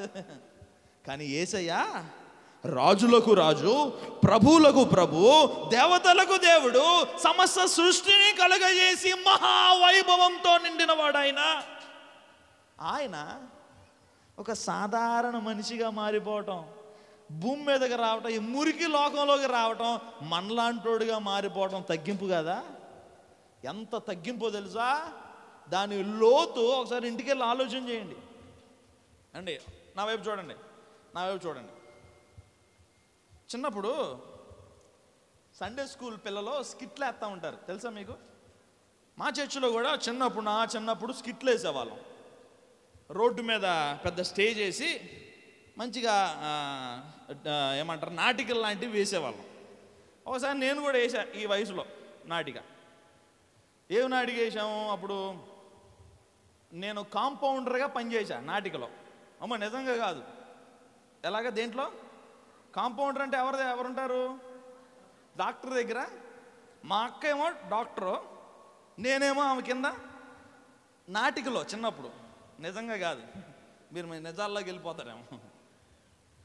కాంపౌండర్గా చేశారు. అయితే ఒక బెచ్చగాడు ఉన్నాడు, బెచ్చగాడి వేషం ముందు వేద్దాం అనుకున్నా నేను. కానీ పాస్టర్ గారు అబ్బాయి బెచ్చగాడి వేషం ఎత్తే బాగోదు అని నాకు కాంపౌండరు ఉద్యోగం, ఆ వేషాన్ని ఇచ్చారనమాట. మా అక్క డాక్టరు, నేను కాంపౌండరు. అప్పుడు ఒక ఫేమస్ డైలాగ్ ఉండేది, కామెడీగా ప్రజలు నవ్వించడానికి ఒక డైలాగ్ వేసేవాడిని. ఏంటంటే, ఇక ఈ డాక్టర్ గారు ఉన్నారు చూడు, 6 నెలల్లో పోయే వాళ్ళని 3 నెలల్లోనే పోగొడుతుంది అన్న డైలాగ్, ఫేమస్ డైలాగ్. అయితే ఇప్పుడు ఒక్క నిమిషం ఆలోచిద్దాం, ఒక్క నిమిషం. ఇప్పుడు నన్ను కాంపౌండర్గా నేనేం చేశాను చెప్పాలి? నటించాను. అవునా? నటించాను అంతే.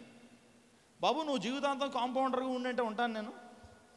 ఇప్పుడు ఇంకో బెచ్చగాడని చెప్పాను కదా, అది వేరేవాడే వేశాడు ఆ వేషం. బెచ్చగాడుగా ఆయన ఏం చేశాడు? ఆయన కూడా నటించాడు. జీవితాంతం బెచ్చగాడుగా ఉండమంటే ఉంటాడా? బెచ్చగాడిగా జీవించరా బాబు అంటే ఉంటాడా? కాంపౌండర్గా జీవించరా బాబు అంటే అవుతుందా? అది ఏంటి? కేవలం నాటికల వరకే, నటించామంతే. కానీ యేసయ్య తెలుసా, మనిషిగా నటించలేదు, ఆయన మనిషిగా జీవించాడు ఈ భూమి మీద. అంటే ఆయన లెవెల్ ఈ లెవెల్ అయితే ఈ లెవెల్కి తగ్గిపోయాడు ఆయన. అది దీనత్వం అంటే, అది దీనుడిగా మారడం అంటే. ది బెస్ట్ ఎగ్జాంపుల్ యేసయ్య మనకే. గర్వాంధులకు చాలా తెప్పలు ఉంటాయి, దీనులకు అపరిమితమైన కృప ఉంటుంది. బైబిల్ చెప్తుంది, నేను కాదు. దీనులకు కృపిస్తాడట. ఆయన కృపతో అలంకరిస్తాడట. సో మనం ఏ వస్త్రం ధరించుకోవాలి చెప్పండి?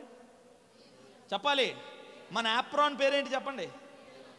మీరు రేపు పొద్దున్నే వెళ్ళి టైలర్ షాప్ దగ్గరికి వెళ్ళండి, ఒక క్లాత్ తీసుకుని వెళ్ళండి, దాని మీద వెనకాల దీనత్వం అని రాయించండి. ఓకే, ఒక యాప్రాన్ లాగా కుట్టేసి రేపు నువ్వు చేసుకుని తిరగండి. అదా కొంతమంది నిజంగా చేసేలాగా ఉన్నారు. అది కాదు నేను చేయమనేది. లోపల దీనత్వం అనేది పైకి కనబడేది కాదు, అది అంతరంగానికి సంబంధించింది. పైకి షో చేయొచ్చు దీనుల్లాగా, నటించవచ్చు దీనుల్లాగా, కానీ లోపల నటించలేముగా.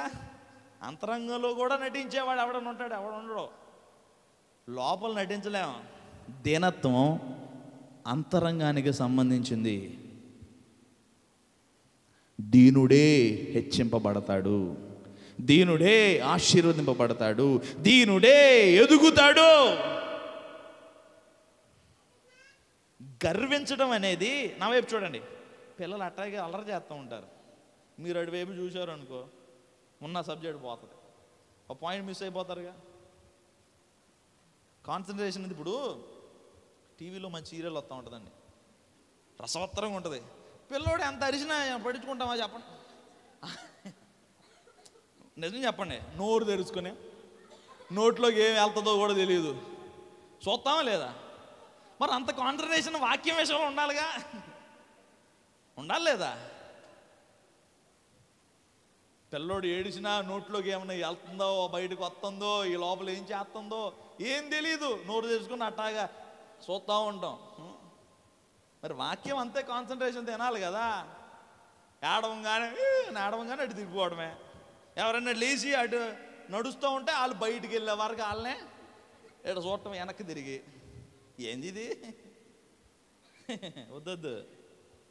సీరియల్ని అంత కాన్సన్ట్రేషన్గా చూస్తాం, అలాగ వాక్యం వినాలి, అంతకంటే గట్టిగా వినాలి వాక్యం. అర్థమవుతుందా? వినండి. గర్వించడం అనేది చాలా పురాతనమైన పాపం అండి. ఎక్కడ మొదలైంది అది? గర్వించటం లూసిఫర్ దగ్గర మొదలైంది. గర్వించటం అక్కడ మొదలైంది, పురాతనమైన పాపం. గర్వించే వాళ్ళందరూ ఇప్పుడు ఎవరి పిల్లలో చెప్పాలి? దీనులందరూ ఎవరి పిల్లలో? అది మ్యాటర్. సో మనం దీనులుగా మారాలి. ఒక ఆయన ఉండేవాడు, చాలా బలవంతుడైన వ్యక్తి. ఆయన మొహమ్మద్ అలీ అంటారు. చెప్పండి పేరు. చాలా కండలు తిరిగినాడు. ఆయన ఎక్కువ ఫీల్ అయిపోతూ ఉంటాడు. ఎప్పుడు కండలు తిరిగి ఉన్నాయిలే కానీ మరీ ఎక్కువగా ఫీల్ అయిపోతూ ఉంటాడు. ఒకసారి విమానంలో ప్రయాణం చేస్తున్నాడట. విమానంలో ప్రయాణం చేసినప్పుడు ఖచ్చితంగా ఏం పెట్టుకోవాలి? సీట్ బెల్ట్ పెట్టుకోవాలి. మనోడు ఆయనకి ఏంటి ఫీలింగ్? చాలా గొప్పోడు, సూపర్ మ్యాన్ అన్న లెక్క ఫీలింగ్ ఆయనకి. ఈలోపు అది బెల్ట్ పెట్టుకోకుండా ఉంటే ఎయిర్ హోస్టెస్ ఉంటుంది కదా, అక్కడ లేడీస్ తిరుగుతూ ఉంటారు కదా, సార్ మీరు మీ బెల్ట్ మీరు పెట్టుకోండి అందట. నాకెందుకు బెల్ట్? సూపర్ మ్యాన్లకు బెల్ట్ అక్కర్లేదు అన్నాడట. ఏమన్నాడు? అప్పుడు ఆమందట, సూపర్ మ్యాన్లకు విమానాలు కూడా అక్కర్లేదు సార్ అందట. ఎందుకు సూపర్ మ్యాన్లు? ఎట్టంటే వెళ్ళిపోతారు ఆకాశంలోకి. మరి అలాంటప్పుడు ఎందుకు విమానం? మరి వెనకైనా సూపర్ మ్యాన్ లాగా ఫీల్ అవుతున్నాడు కదా. దెబ్బకు నోరు మూసాడు. గర్వం వద్దు, దీనులుగా మారటం చాలా ప్రాముఖ్యం. దీనత్వాన్ని యేసయ్య దగ్గర నేర్చుకోవాలట. మనం నేర్చుకోవాలి. స్వతహాగా చిన్నప్పటి నుండి మనలో ఈ గర్వం చిన్నప్పటి నుంచి మనం నేర్చుకునేది గర్వమే. కానీ యేసయ్య దగ్గర ఆపోజిట్ జరగాలి. దీనత్వాన్ని నేర్చుకోవాలి. దీనులే ఎదుగుతారు, దీనులే ఫలిస్తారు, దీనులే హెచ్చింపబడతారు, దీనులే ఆశీర్వదింపబడతారు. స్తోత్రం చెప్పండి గంభీరంగా. హల్లెలూయా, హల్లెలూయా. కొంచెం ముందుకెళ్దాం, సమయం అయిపోతుంది. ఆగండి, నన్ను వచ్చిన చెప్పనివ్వండి, మరి అందరూ చూడాలిగా. మూడో విషయం, మొదటి పేతురు 5వ అధ్యాయం 7వ వచనం. ఎస్. ఆయన మిమ్మును గూర్చి చింతించుచున్నాడు గనుక మీ చింత యావత్తు ఆయన మీద వేయండి. మన అంశం ఏంటి? వినాలి అందరూ వినాలి. చెప్పండి. ఆత్మీకంగా ఎదగటం ఎలా సాధ్యం? నెంబర్ 1 అందరు చెప్పాలా? ఎవరైనా లేపడగొచ్చా? అమ్మో అంత సాహసం చేయొద్దండి బాబు అంటారు. అలా ఏం అడగనులే, కంగారు పడదు వేరు. అలా లేపడగొచ్చా అంటే కొంతమంది ఏం చేస్తారంటే వెనకాల నక్కి అమ్మో మేము కనపడతామేమో అంట. అలా ఏం అడగనులే కానీ అందరు చెప్పాలి. నెంబర్ 1 ఎలా సాధ్యమవుతుంది? ఆధ్యాత్మిక నాయకులకు లోబడి ఉండటం, వారికి అప్పగించుకోవడం. నెంబర్ 2 దేన మనస్సుని మనం ధరించుకోవడం. నెంబర్ 2. మూడవది ఇక్కడ మనకు అర్థమవుతుంది 7వ వచనంలో, ఆయన మిమ్మును గూర్చి చింతించుచున్నాడు గనుక మీ చింత యావత్తు. అంటే ఆధ్యాత్మికంగా మనం ఎదగాలంటే మనలో ఉండకూడని ఒక విషయం ఏంటి? అక్కడ ఉంది మనలో ఉండకూడనే విషయం. చూడండి, మీరు గమనించండి ఒకసారి. చింత. ఆయన మిమ్మును గూర్చి చింతించుచున్నాడు కాబట్టి మీరేం చేయాలి? మీ చింతలన్నీ తీసుకెళ్ళి, అంటే మనలో ఉండకూడదు ఏంటి చెప్పండి? చింత ఉంటే ఎదగలేము మనం. ఏమండి? వాళ్ళ చింత అంటే ఏంటి? చింత అంటే ఏంటి? అరో మీరందరూ మంచి తెలివి కలిగిన వాళ్ళే, చెప్పండి కొంచెం. చింత అంటే ఏంటి? దిగులు, ఇంకా బాధ, ఇంకా చికాకు, ఇంకా నేను చెప్తాను ఒక చిన్న మాట. చింత అంటే జీవిత సమస్యల గురించి విపరీతంగా ఆందోళన చెందటం. అవునంటారా కాదంట? సమస్యలు చాలా ఉంటాయి. అవునండి. చింత లేనోడు ఈ ప్రపంచంలో ఆడని ఉన్నాడా? చెప్పండి. మీరు అక్కడే చూసారా? చూస్తే నా దగ్గర పట్టురండి, ఆడికి దండేద్దాం, శాలువా కప్పుదాం. చింత లేనోడు ప్రపంచంలో అటువైపు ముఖ్యమంత్రికి చింత ఉంటుంది, ప్రధానమంత్రికి చింత ఉంటుంది, పెళ్ళినోడికి చింత, పెళ్ళి కానోడికి. పెళ్ళైనోడికి ఏం చింత? అన్న చింత. పెళ్ళి కానోడికి ఏంటి ఇంకా పెళ్ళి కావట్లేదు అన్న చింత. పిల్లలు ఉన్నోడికి చింత, పిల్లలు లేనోడికి చింత. తిండి ఫుల్గా తింటున్నోడికి చింత, లేనోడికి చింత. తిండి ఉన్నవాడికి ఏం చింత చెప్పండి? ఏం కూర వండుకోవాలి, ఇదో చింత. పొద్దున్న లేచి ఏం కూర వండాలి, ఏం కూర కూరలు ఏం కూరలు వండాలో పెద్ద చింత. కొంతమంది పాపం ఏమి తినలేని పరిస్థితి, డబ్బు లేని పరిస్థితి, వాళ్ళకి తిండి లేని చింత. వాళ్ళదే చింత లేనివాడు ఎవడండి ప్రపంచంలో? ప్రతి మనిషికి చింతే. చిన్నపిల్లోడికి ఎగ్జామ్స్ అనే చింత, ఈ స్కూల్ ఏంట్రా బాబు అనే చింత చిన్నవాడికి. అవునా కదా? నేను అట్టా ఫీల్ అయ్యానులే చిన్నప్పుడు. ఈ స్కూల్ ఎవడు కనిపెట్టాడు, ఎగ్జామ్స్ ఎవడు కనిపెట్టాడు రా బాబు, అసలు ఇవి లేకుండా ఉంటే ఎంత బాగుండేది అని అనిపించే చిన్నప్పుడు. స్కూల్కి వెళ్ళాలంటే అబ్బో ఎంత బాధో అది. అవునా? ఈ అనుభవం కలిగిన వాళ్ళు ఉంటే ఒకసారి చెయ్యి పైకి ఎత్తండి. అవును, అదో బాధ. కొంతమంది స్కూల్ అంటే విపరీతమైన ఆసక్తి. నా బోటోడికి స్కూల్ అంటే అమ్మో ఎప్పుడు సెలవు వస్తుందో. స్కూల్ ఉన్న రోజు చాలా లేట్గా నిద్ర లేవటం, స్కూల్ లేని రోజు అందరూ తెల్లవారు 5ంటికి. మనం ఆ బ్యాచే. ప్రతి మనిషికి భూమి మీద చింతే. అయితే ఒక గొప్ప విషయం ఏంటో తెలుసా? దేవుని బిడ్డగా చింతకు మనం స్థానం ఇవ్వకూడదని వాక్యం చెప్తుంది. చింతకు చోటు మనం ఇవ్వకూడదని వాక్యం చెప్తుంది. మీకు ఒక వింతైన విషయం చెప్పమంటారా? వింతైన విషయం. కొంతమంది చింత పడతా ఉంటారు.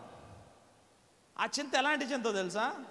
అసలు ఎప్పుడు జరగని విషయాల గురించి కూడా చింత పడతా ఉంటారు. మీకు అర్థమైందా? ఇప్పుడు ఏదో ఇల్లు అమ్ముడు పోవట్లేదన్న చింత, లేకపోతే అనారోగ్యం ఉందన్న చింత. ఈ చింతలన్నీ పర్లేదు, కానీ ఇప్పుడు ఈ చింత ఏంటో తెలుసా? నేను చెప్పే చింత ఏమీ జరగవో, జరుగుతాయో లేదో కూడా తెలియదు. ఎన్నడూ జరగని విషయాల గురించి ముందుగానే ఏం పడతా ఉంటారు వీళ్ళు. ఇప్పుడు ఏదో చిన్న తలనొప్పి వచ్చింది, చిన్న తలనొప్పికి ఏం రాస్తే పోద్ది? జండు మోహరం, లేదంటే ఓ పారాసిటమాల్ తగిలిస్తే పోతుంది తలనొప్పి. వీళ్ళు ఏమనుకుంటారు తెలుసా? అమ్మో నా తలలో క్యాన్సర్ గడ్డ ఉందేమో అనుకుంటారు. దేనికి? తలనొప్పి వస్తే. అంటే ఎంతగా ఊహించుకుని చెంత పడుతున్నారు, కంగారు పడుతున్నారు వీళ్ళు. ఒక ఆయన ఉండేవాడట, ఒక పెద్ద పాస్టర్ గారు, ఒక దేశంలో బిషప్లు అంటారు వాళ్ళని.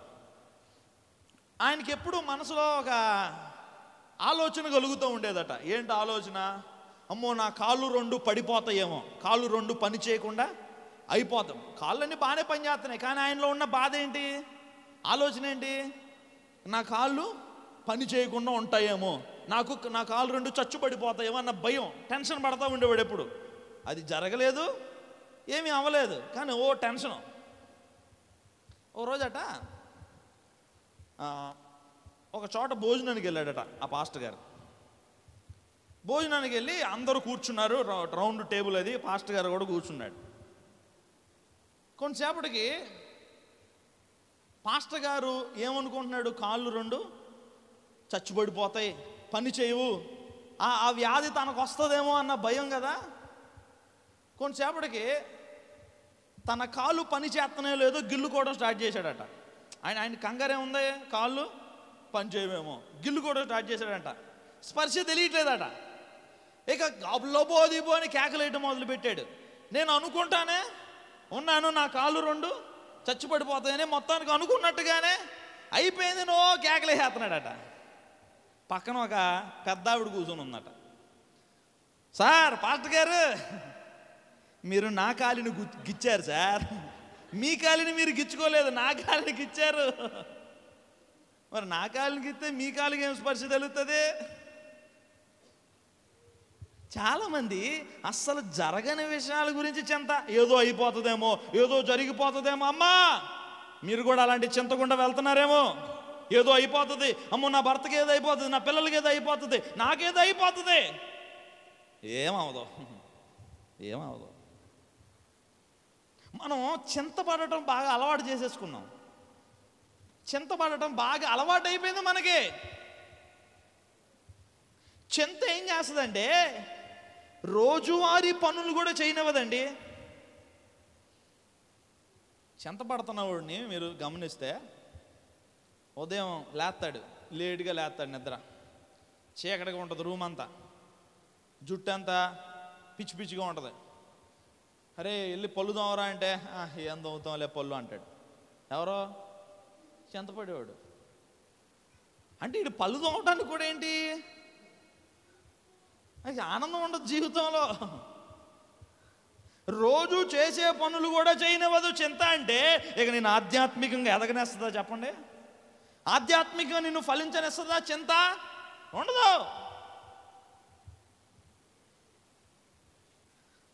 అందుకే అంటున్నాడు అక్కడ భక్తుడు, మీరు దేనిని గూర్చి చింతించొద్దు, ఆయన మిమ్మల్ని గూర్చి చింతించుచున్నాడు గనుక మీ చింత యావత్తు.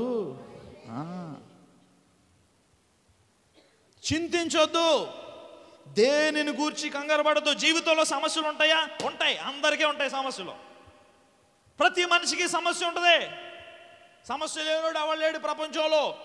కానీ గొప్ప విషయం ఏంటంటే నీకు నాకు కేవలం దేవుని బిడ్డలకు మాత్రమే ఉన్న ఒక అడ్వాంటేజ్ ఏంటంటే మన దేవుడు గొప్ప దేవుడు, సమస్యలపై సింహాసనాసీనుడైన దేవుడు. అలాంటి దేవుడు ఉన్నప్పుడు చింతపడటంలో అర్థం ఉంటుందా చెప్పండి?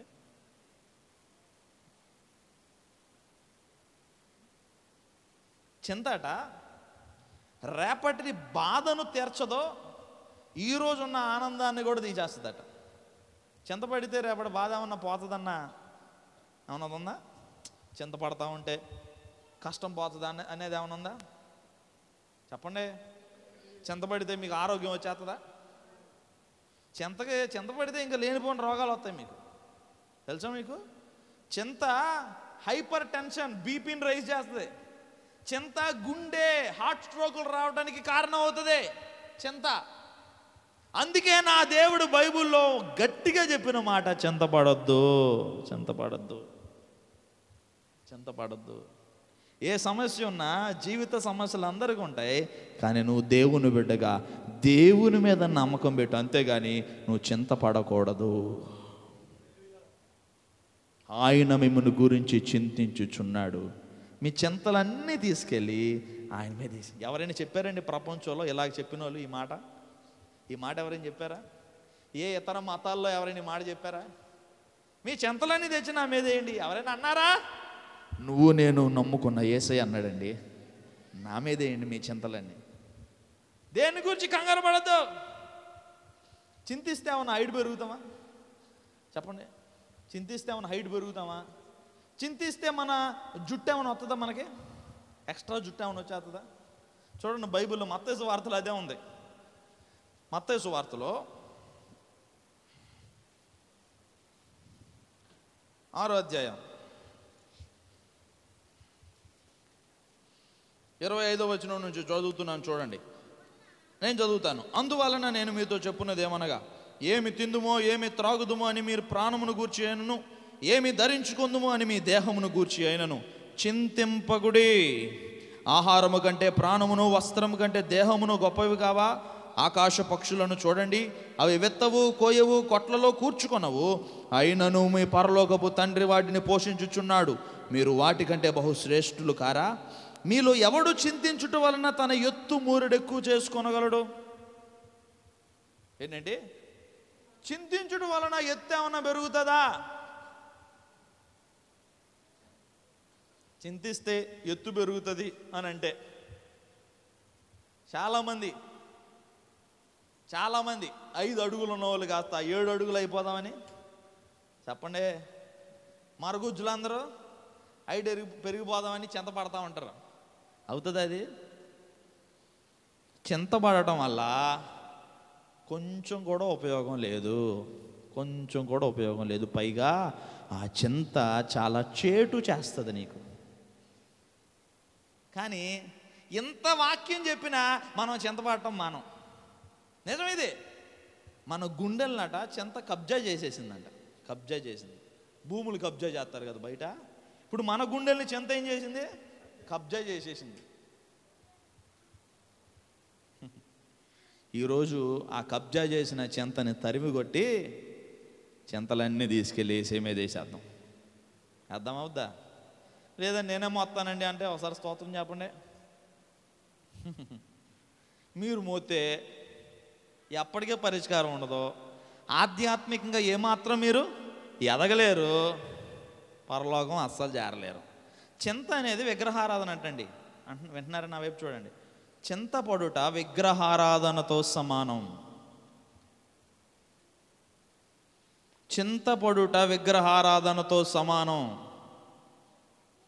మన గుండెల్లో ఎవరు ఉండాలి? యేసయ్య ఉండాలి. ఆ యేసయ్యని పక్కన పెట్టేసి చింతన పెట్టుకున్నాం లోపల. ఇప్పుడు ఏమంటారు దాన్ని? విగ్రహారాధన అంటారా? గుండెల్లో యేసయ్య మాత్రమే ఉండాలి. ఆయన పక్కనెట్టి గుడిలో చింతకు సింహాసనం వేసి కూర్చోబెడితే దానిని విగ్రహారాధన అనకేమంటారు? జాగ్రత్త. చింత చాలా చేటు తెస్తుంది. అదొక విగ్రహారాధన. ఎప్పుడైనా ఆకాశ పక్షులు ఈరోజు ఆహారం దొరకలేదు, అందుకే 2 పిచ్చుకలు ఆత్మహత్య చేసుకున్నాయని పేపర్లో చదివారా మీరు? చెప్పండి. ఆహారం దొరకలేదు, అందుకే 2 పిచ్చుకలు ఆత్మహత్య చేసుకున్నాయి. లేకపోతే కుక్కలు ఈరోజు వాటికి ఫుడ్ దొరకలేదు, అందుకే బోరు బావులో దూకి చచ్చిపోయాయని ఎప్పుడైనా న్యూస్ చదివారా? కానీ మనుషులు చచ్చిపోయారు న్యూస్లు చదివారా? బోరు బావిలో దూకి చచ్చిపోయాడు, మెడ కూర వేసుకొని చచ్చిపోయాడు, నిప్పు అంటించుకొని చచ్చిపోయాడు. జంతువులు అలా ఎప్పుడూ ఏమీ చేయలేదే. వాటిని ఎవరు పట్టించుకుంటున్నారట? చెప్పాలి. జంతువులు ఎప్పుడు చింతపడటం మనం చూడలేదు, మనం ఎందుకు చింతపడతాం? వాటికంటే మీరు శ్రేష్ఠులు గారా అన్నాడుగా ఇక్కడ యేసయ్య. అంటే పక్షుల కంటే మనం శ్రేష్ఠులు, మనల్ని పట్టించుకోడా, మన విషయంలో కేర్ తీసుకోడా, శ్రద్ధ వహించడా దేవుడు? ఏమంటే మన కోసమే భూమి మీదకి వచ్చింది ఆయన. 2000 సంవత్సరాల క్రితం నరావతారిగా భూమి మీదకి వచ్చింది ఎవరి కోసం? నీ కోసం, నా కోసం కాదా? మనందరి కోసం సిలువనెక్కి చనిపోయాడా ఆయన? రక్తం అంతా గాచేశాడు కదా. ఎంత త్యాగం చేసిన దేవుడు మనల్ని వదిలేస్తాడా చెప్పండి? మనకి ఆలోచించట్లేదు మనం. నా దేవుడు శ్రద్ధ కలిగిన దేవుడు అన్న విషయం మనకి ఎక్కట్లేదు బుర్రకే. అందుకే చింత, భయం, చింత మనల్ని కంట్రోల్ చేస్తున్నాయి. ఇందాక చెప్పాను, చింతపడటం అలవాటైంది, కానీ దేవుని మీద నమ్మకం ఉంచడం మనకు అలవాటు కావట్లేదు. కంగారు పడటం అలవాటైంది, కానీ అయ్యో నా దేవుడు శక్తి కలిగిన వాడు, నా దేవుడు బలవంతుడైన వాడు అని ఆయన మీద నమ్మకం ఉంచుతూ ముందుకు సాగటం అలవాటు కావట్లేదు మనకి. చింత, రకరకాల చింతలు. 2 పిచ్చుకలు మాట్లాడుకున్నాయట. 2 పిచ్చుకలు. ఒక పిచ్చుక ఇంకో పిచ్చుకతో అందట, ఈ మనుషులందరూ ఎందుకు ఎప్పుడు మొఖాలు ఎలాడేసుకొని దిగులుగా ఉంటారు ఎందుకు ఈ మనుషులందరూ అని ఒక పిచ్చుక ఇంకొక పిచ్చుని అడిగిందట. ఇంకో పిచ్చుక అందట, మరి ఎందుకు వాళ్ళు అట్లాగా ఉంటారో మరి అందట. అప్పుడు మళ్ళీ మొదటి పిచ్చుక మాట్లాడుతుంది, బహుశా మనకున్నట్టు పరలోక తండ్రి వారికి లేడేమో అందట. లేడా? మనకి లేడా? పిచ్చుకలకు పరలోక తండ్రి ఉన్నాడా? చెప్పాలా? మనకున్నాడా? పిచ్చుకల కంటే శ్రేష్టమైన వాళ్ళమే మనం. మరి ఎందుకు భయం? పట్టించుకునే దేవుడు ఉన్నాడుగా. చింతలని నా మీద వేసేయండి అని అద్భుతమైన మాటను పలికిన దేవుడు ఉన్నాడుగా. నేను మోస్తాను మీ చింతలో అని చెప్పిన దేవుడు ఉన్నాడుగా. మరి ఎందుకు చింత? ఆయన కాడిగా అవుతుంది. జరిగిన రోజు జరుగుతుంది అద్భుతం, మేలు జరిగిన రోజు జరుగుతుంది. నువ్వెందుకు చింత పడతా ఉంటావు? నువ్వెందుకు కంగారు పడతా ఉంటావు? ఆయన మిమ్మల్ని గురించి చింతించుచున్నాడు. ఫిలిప్పీ పత్రికలో పౌలు అంటాడు, మీ చింత యావత్తు ఆయన మీద వేయండి. చింత యావత్తు. చింత ఎదగనివ్వదు, చింత నిన్ను ముందుకు సాగనివ్వదు. చింత పడతా కూర్చుంటే ఏదైనా చేయాలనిపిస్తుందా చెప్పండి? మనసారా ఏదైనా చేయాలనిపిస్తుందా? చింత ఆరాధన చేయనిస్తుందా మనల్ని? దేవుని హృదయపూర్వకంగా ఆరాధన చేయనిస్తుందా? లోపలంతా బాధ పెట్టుకొని వచ్చి ప్రభుని ఆరాధన చేయగలమా? చింత ప్రార్థన చేయనిస్తుందా మనల్ని? హే ఏం దేవుడ్రా బాబు అన్న వ్యసన పడేలాగే చేస్తుంది చింత. రోజు నీ రోజువారీ పనులు సరిగ్గా చేసుకోనివ్వదు, నీ కుటుంబంతో సంతోషంగా గడపనివ్వదు చింత. ఇన్ని చేస్తుంటే ఇక ఆధ్యాత్మికంగా ఎదగడం ఎక్కడ ఉంటుంది చెప్పండి? ఫలించడం ఎక్కడ ఉంటుంది చెప్పండి? లేదు. చింత చింత చింత చింత అంతనే తొలగించుకుందాం. మీరు ఏ విషయంలో చింత పడుతున్నారో నాకు తెలియదండి. మీరు ఏ విషయంలో కలవరపడుతున్నారో నాకు తెలియదండి. ఏ విషయంలో టెన్షన్ పడుతున్నారో నాకు తెలియదు. పరలోకపు తండ్రి ఉన్నాడు అన్న విషయాన్ని మర్చిపోదు. ఎవరున్నారు మనకి? ఎవరున్నారు? పిచ్చుకలు పట్టించుకున్నాడా? ఇంటి ముందు కుక్కలు తిరుగుతూ ఉంటాయి, చూసారా వాటిని ఎప్పుడైనా? పెద్ద క్వశ్చన్ అడిగా నేను, మరి చెప్పరే. చూసారా? కుక్కలకు రోజు ఫుడ్ ఎవరు పెడుతున్నారు? మీరు పెడుతున్నారా? మీరు పెడుతున్నారా? అంత ఉదార స్వభావం మనకి అక్కడ ఉంటుంది. కుక్కలకు ఫుడ్ ఎవరు పెడుతున్నారు? రోజు పుష్టిగానే ఉంటాయి. అయ్యి పుష్టిగానే ఉంటాయి, మన ఇంటి ఎదురుగా తిరుగుతూ ఉంటాయి, పుష్టిగానే ఉంటాయా? ఫుడ్ ఎవరు పెడుతున్నారు? కుక్కలను చూసి ధైర్యం తెచ్చుకోవచ్చండి మనం. నా దేవుడు వాటిని పట్టించుకుంటున్నాడు, నన్ను పట్టించుకుంటాడు. బా ఎంత గొప్ప దేవుడు అండి మన దేవుడు, ఎంత ప్రేమ కలిగిన దేవుడు అండి. ఎందుకు టెన్షన్? ఇంత అద్భుతమైన మాటల ద్వారా ఆయన మనల్ని ధైర్యపరుస్తున్నాడు. నా మీద వేయండి మీ చింతలన్నీ.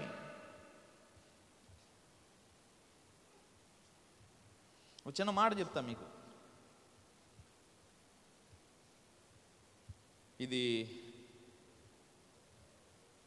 నేను ఒక చోట చదివాను ఈ సన్నివేశాన్ని. దేవుడు ఎంత మంచి దేవుడో, ఎంత గొప్ప దేవుడో దీంట్లో అర్థమవుతుంది మనకి. ఒక ఊరిలో ఒక విధవరాలు ఉండేదట. విధవరాలు, నిజంగా జరిగిన స్టోరీ. భర్త లేడు, ఆమెకు 3 పిల్లలు. వారిని పోషించడానికి కూడా ఆమె దగ్గర పైసలు లేవు. ఒకరోజు ఉన్న డబ్బులన్నీ అయిపోయినాయి. మార్నింగ్ బ్రేక్ఫాస్ట్ కూడా పిల్లలకు పెట్టడానికి లేదు, పాలు బ్రెడ్ పెట్టడానికి పిల్లలకు లేదు. పిల్లలు ఆకలి ఆకలి ఆకలి అని అలమటిస్తూ ఉన్నారు, ఏడుస్తూ ఉన్నారు. ఆ పిల్లల బాధ తల్లి చూడలేకపోతుంది. అయితే ఈమె యేసు ప్రభువుని నమ్ముకున్న ఒక బిడ్డ. పిల్లలు ఆకలితో అలమటించడం చూసి తన ప్రేయర్ రూమ్లోకి వెళ్ళి, ప్రార్థనా గదిలోకి వెళ్ళి ప్రభువు దగ్గర కన్నీరు కార్చడం ప్రారంభించింది. దేవా, నా పిల్లలు ఆకలితో అలమటించిపోతున్నారు, ఏం చేయాలో అర్థం కావట్లేదు, నా దగ్గర ఒక పైసా కూడా లేదు, నాకు మీరే సహాయం చేయండి అని ప్రార్థన చేసుకుంటున్నప్పుడు దేవుడు ఆమెతో మాట్లాడాడట. ఏం మాట్లాడాడు? అమ్మా, మీ దగ్గరలో ఇంటి దగ్గరలో డీమార్ట్ ఉంది కదా, ఉందా? మీ దగ్గరలో ఉందా డీమార్ట్? ఉందిగా, నొన్న సెంటర్లో ఉందిగా. డీమార్ట్ ఉంది కదా, ఆ డీమార్ట్లోకి వెళ్ళు. డీమార్ట్లో ఏముంటాయి? కూరగాయలు, చికెను, మటను, ఏముంటాయి చెప్పండి? సరుకులు ఉంటాయి. బట్టలు కూడా ఏముంటాయా? ఉంటాయి, బట్టలు కూడా ఉంటాయి. సో డీమార్ట్కి వెళ్ళు. డీమార్ట్కి వెళ్ళి అక్కడ ఒకటి ఉంటుంది, ఏంటిది అది? ట్రాలీ ఉంటుంది. ట్రాలీ ఒకటి తీసుకో. ట్రాలీ నిజంగా జరిగిందండో, నేను ఏదో కల్పించింది కాదు, వాస్తవంగా జరిగింది. వినండి, ట్రాలీ ఒకటి తీసుకో. ఆ ట్రాలీలో 3 నెలలకు సరిపడా సరుకులన్నీ వేసుకో. ఏది కావాలంటే అది 3 నెలలకు సరిపడా సరుకులన్నీ వేసేసుకొని వెళ్ళి 7వ నెంబర్ కౌంటర్ దగ్గర ఉంటాయి, కౌంటర్లు ఉంటాయా, బిల్లింగ్ వేసే కౌంటర్స్, వెళ్ళి 7వ నెంబర్ కౌంటర్ దగ్గర నువ్వు నిలబడు అన్నాడట దేవుడు. ఏం దగ్గర డబ్బులు ఉన్నాయా? పోనీ క్రెడిట్ కార్డు ఏమైనా ఉందా? క్రెడిట్ కార్డు అంటే తెలుసా మీకు? కొంతమంది వాడుతూ ఉంటారు. డబ్బులు లేకపోయినా దీన్ని వాడితే తర్వాత కట్టుకోవచ్చు మెల్లగా. క్రెడిట్ కార్డు అది. క్రెడిట్ కార్డు ఏమైనా ఉందా? డెబిట్ కార్డు ఏమైనా ఉందా? ఏ కార్డులు లేవు, జేబులో పైసా కూడా. కానీ దేవుడు చెప్పాడు, దేవుడు మాటకు లోబడింది, విశ్వాసంతో వెళ్ళింది, డీమార్ట్కి వెళ్ళింది. 3 నెలలకు సరిపడా సరుకులన్నీ ట్రాలీలో వేసేసుకుని దేవుడు ఎక్కడ నిలబడమన్నాడు? 7వ నెంబర్ కౌంటర్ దగ్గర. కరెక్ట్గా 7వ నెంబర్ కౌంటర్ దగ్గరికి వెళ్ళి నిలబడింది. కరెక్ట్గా అది మధ్యాహ్నం భోజనం టైం అన్నమాట. ఈమె వెళ్ళే టయానికి ఆ 7వ నెంబర్ కౌంటర్ దగ్గర బిల్లింగ్ వేసి ఆ క్యాషియర్ ఉంటాడు కదా, మేడం మీరు కొంచెం వేరే కౌంటర్కి వెళ్ళండి, నేను భోజనం చేయడానికి వెళ్తున్నా అన్నాడు. కానీ దేవుడు ఎక్కడ ఉండమన్నాడు? మనకైతే ఏం చేస్తాం? దేవుడు 7 దగ్గర ఉండమన్నాడు, వీడి భోజనానికి వెళ్తున్నాడు, ఏంటి పరిస్థితి? అవిశ్వాసం వచ్చేద్దా అని అక్కడ వదిలేసి ఇంటికి వెళ్ళిపోతాం, అవునా? కానీ ఈమె అలా చేయలేదు. 7వ నెంబర్ కౌంటర్ దగ్గర నిలబడింది. నేను ఎక్కడే ఉంటానండి, మీరు వెళ్ళి భోజనం చేసి తిరిగి రండి. వాడికి అర్థం కాలేదు 2 నిమిషాలు, ఈమెకి చేదస్తమా మెంట్లా, అరే ఇంకో కౌంటర్కి వెళ్ళి వేయించుకుని ఇంటికి వెళ్ళిపోవచ్చుగా, ఎందుకు ఎక్కడే ఉంది అని ఆయన ఫీల్ అవుతా ఉన్నాడు. సరే ఆయన వెళ్ళిపోయాడు, ఎవరు చేదస్తాం అది. కానీ దేవుడు మాట్లాడాడన్న విషయం పాపం ఆయనకి తెలియదు. సరే ఒక గంట తర్వాత తిరిగి వచ్చాడు. గంటకు వచ్చిన తర్వాత కూడా ఈమె ఎక్కడుంది? ఆమెను చూసి ఇంకా ఆశ్చర్యపోయాడు. ఓరు బాబు, ఈమె మామూలు చేదస్తం లేదు, వెళ్ళిపోవచ్చు కదా, ఇంకో కౌంటర్ దగ్గర చేయించుకోవచ్చు కదా. సరే ఆమె సరుకులన్నీ తెలిసి స్కాన్ చేసి బిల్లింగ్ వేస్తున్నాడు. ఫైనల్ బిల్లు వచ్చింది. ఫైనల్ బిల్లు వచ్చినప్పుడు కరెక్ట్గా ఒక శబ్దం వినబడింది. డీమార్ట్లో మైకుల్లో అప్పుడప్పుడు మాట్లాడతారు. పెద్ద పెద్ద షాపింగ్ మాల్స్లో కానీ మార్ట్స్లో కానీ మాట్లాడతారు. పలానా వాళ్ళు రండి వర్కర్లు అని మాట్లాడతారు మైక్లో. కరెక్ట్గా ఈమెకి బిల్లింగ్ వచ్చే టయానికి ఒక శబ్దం వినబడింది. మైక్లో ఎవరో మాట్లాడుతున్నారు. ఏంటా మాట? అమ్మా, కస్టమర్స్ అందరూ వినాలి, ఈరోజు ఈ డీమార్ట్ యొక్క 7వ వార్షికోత్సవం, అంటే ఇది పెట్టి ఎన్ని సంవత్సరాలు అయింది? 7 సంవత్సరాలు అయింది. ఈ 7వ వార్షికోత్సవం సందర్భంగా ఇప్పుడు ప్రజెంట్ 7వ నెంబర్ కౌంటర్ దగ్గర ఎవరైతే ఉన్నారో వారికి సరుకులన్నీ ఫ్రీ అని చెప్పారట. చప్పట్లు కొడతారేమో అనుకున్నా. 7వ నెంబర్ కౌంటర్ దగ్గర ఎవరున్నారు చెప్పండి? ఈ విధవరాలు ఉంది. అప్పుడే బిల్డింగ్ అంతా అయింది, ఇక డబ్బులు కట్టే టైం వచ్చింది. అప్పుడు వచ్చింది అనౌన్స్మెంట్, 3 నెలల సరుకులని ఇప్పటికి ఇంకేంటి ఫ్రీ. అన్ని 3 నెలల సరుకులు తీసుకెళ్ళిపోయింది ఇంటికి. ఎందుకు చెప్పానండి మాట? ఎంత ఆశ్చర్యకరంగా సహాయం చేయగలడు దేవుడు. ఎవడైనా ఊహిస్తాడా ఇలాగ సహాయం చేస్తాడని? ఎవడైనా ఎక్స్పెక్ట్ చేస్తాడా? ఎంత అద్భుత దేవుడు ఆయన. అందుకే పట్టించుకునే దేవుడు ఉన్నాడు కాబట్టి కంగారు పడద్దు, చింతపడద్దు. రోగమా, అనారోగ్యమా, ఇంట్లో సమస్యలా, అప్పుల బాధలా, అది ఏ అననుకూల పరిస్థితి అయినా, నిన్ను నెమ్మదిగా ఉంచని ఏ పరిస్థితినైనా నువ్వు యేసయ్య మీద నమ్మకం పెంచుకోగలిగితే, యేసయ్య మీద నమ్మకం పెంచుకోవడం అలవాటు చేసుకోగలిగితే దేవుడు నిన్ను వదిలిపెట్టడం. మనం పిచ్చుల కంటే శ్రేష్ఠులం, మన జంతువుల కంటే శ్రేష్ఠులం. పట్టించుకుంటాడు ఆయన. స్తోత్రం చెప్పండి. హల్లెలూయా. చింతకు చికిత్స పడాల్సిందే మనకి. దేనికి చికిత్స? ఏంటా చికిత్స? చింతకి చికిత్స ఏంటి? యేసయ్య మీద నమ్మకం పెంచుకోవడమే చింతకి చికిత్స. చింతకి ట్రీట్మెంట్ ఏంటంటే, యేసయ్య మీద నమ్మకం పెంచుకుంటా ఉంటే చింత ఆటోమేటిక్గా తగ్గిపోతూ ఉంటుంది. నువ్వు చింత పడతా ఉంటే నమ్మకం తగ్గిపోతూ ఉంటుంది. అర్థమవుతుందా? చింత పడతా ఉండటం మనకి ఏమాత్రం మంచిది కాదు. మనం ఎదగనివ్వకుండా చేస్తుంది, ముందుకెళ్ళలేం, ఆపేస్తుంది మన ఆధ్యాత్మిక అభివృద్ధిని. సమయం 9:40 అయిపోయింది కాబట్టి నేను ఇక పైపైన 2 ముక్కలు చెప్పేసి ముగిచ్చేస్తా. చెప్పమంటారా? మీ గుండెల్లో నుంచి ఆ మాట రాలేదని అనిపిస్తుంది నాకు. ఏదో పెదాలతో అన్నారు. చివరి మాట ఒక్కటి చెప్పేసి నేను జస్ట్ పైపైన చెప్పేసి క్లోజ్ చేస్తా. మొదటి పేతురు ఇందాక మనం చదువుకున్నాం 5వ అధ్యాయం 8వ వచనం. ఎస్.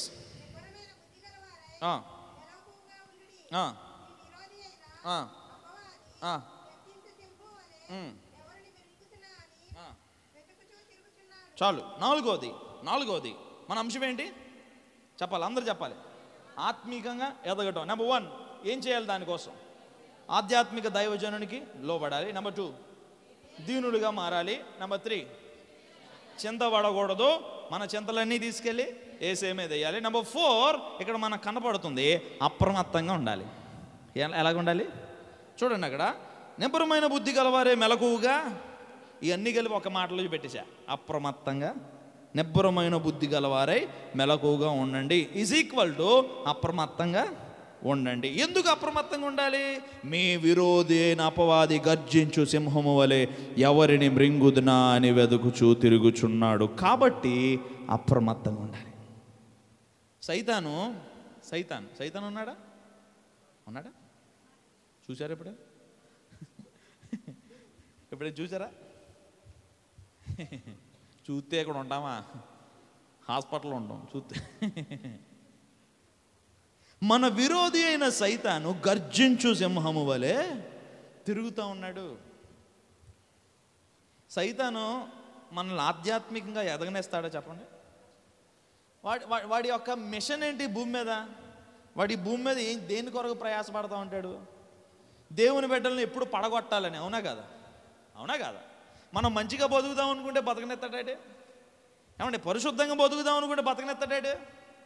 వాక్యం మంచిగా చదువుతాం. ఇప్పుడు వాక్యం చదవాలి ఈ రోజు నుంచి అని నిర్ణయం తీసుకుంటాం. 2 రోజులు చదువుతాం, 3వ రోజు ఏమైంది చెప్పండి? మనలో జరిగేవన్నీ 3రా ఏం చదువుతాంలే అంటే ఆ స్థితికి వచ్చామంటే వెనకాల ఎవరున్నారు? నిన్ను చదవనివ్వకుండా చేస్తున్నాడు. ప్రార్థన చేద్దామని ఫిక్స్ అవుతావు, 2 రోజులు బాగానే చేస్తావు, 3వ రోజు చేయనివ్వదు. ఏం చేస్తాంలే అంటే సైతాన్ ఎప్పుడు ఏం చేస్తాడు? మనకి వ్యతిరేకంగా పనిచేస్తూ ఉంటాడు. దేవుని బిడ్డలకు వ్యతిరేకంగా పనిచేస్తూ ఉంటాడు. నువ్వు ఆధ్యాత్మికంగా ఎదుగుదాం అనుకుని ఆలోచన చేస్తూ ఉంటే నిన్ను ఎదగనివ్వకుండా చేస్తాడు వాడు. అందుకే వాడు తిరుగుతున్నాడు. కాబట్టి అప్రమత్తంగా ఉండండి. వాడు మీ ఆధ్యాత్మిక ఎదుగుదలను ఆపేస్తాడు. బీ కేర్ఫుల్ అంటున్నాడు పేతురు భక్తుడు. వాడిని జయించండి, అప్రమత్తంగా ఉండండి. ఈ పేతురు గారు ఈ మాట రాస్తున్నప్పుడు, నా వైపు చూడాలి, పేతురు గారు ఈ మాట రాస్తున్నప్పుడు పేతురు గారికి ఆయన ఎవరికైతే రాస్తున్నాడో గర్జించు సింహం అంటే బాగా తెలుసు. గర్జించు సింహం, మీరు గర్జించు సింహాలు చూసినారా? మామూలుగా జూ పార్క్లో చూడలేదు ఎప్పుడు? జూ పార్క్ అంటే మామూలుగా తిరుగుతున్న సింహాలు చూశారు, గర్జించే సింహాలు చూడలేదా? నేను చూసా. మామూలు పెద్దగా మామూలుగా గర్జించవు, అవి గర్జిస్తే చాలా దూరం వినపడతాయి గర్జించే సింహాలు. జూ పార్కుల్లో నేను చూశాను, మీరు ఈసారి ఎప్పుడైనా వెళ్తే చూడండి. కానీ ఆనాటి కాలంలో ఇది రాస్తున్నప్పుడు మొదటి శతాబ్దంలో గర్జించే సింహాల్ని ప్రజలందరూ నేరుగా చూశారు. ఎక్కడ? ఆనాటి కాలంలో నీరో చక్రవర్తి ఉండేవాడు, యేసు ప్రభు బిడ్డల్ని హింసిస్తూ ఉండేవాడు, చంపేస్తూ ఉండేవాడు. ఆయన క్రైస్తవుల్ని చంపేసే ఒక విధానం ఏంటంటే, వినండి అందరూ వినండి, ఒక విధానం ఏంటంటే ఒక పెద్ద స్టేడియం లాగా ఉండేది. స్టేడియంలో ఏముంటారు? జనాలు కూర్చోడానికి గ్యాలరీ ఉంటుందా, చుట్టూరు కూర్చోడానికి గ్యాలరీ, మధ్యలో అంతా ఏముంటుంది? గ్రౌండ్ ఉంటుంది. గ్రౌండ్, అవునా? క్రైస్తవులను కాళ్ళు చేతులు కట్టేసి ఆ గ్రౌండ్ మధ్యలో పెట్టేవాడు. చుట్టుపక్కల అందరూ ప్రజలు కూర్చునేవాళ్ళు, చూస్తూ ఉండేవాళ్ళు. ఈ క్రైస్తవుల మీదకి ఆకలితో ఉన్న సింహాలను వదిలేవాడు. అవి ఏం చేస్తామంటే గర్జించుకుంటూ వచ్చి వీళ్ళందరినీ ఏమంటారు, పిప్పి చేసి తినేసేసి.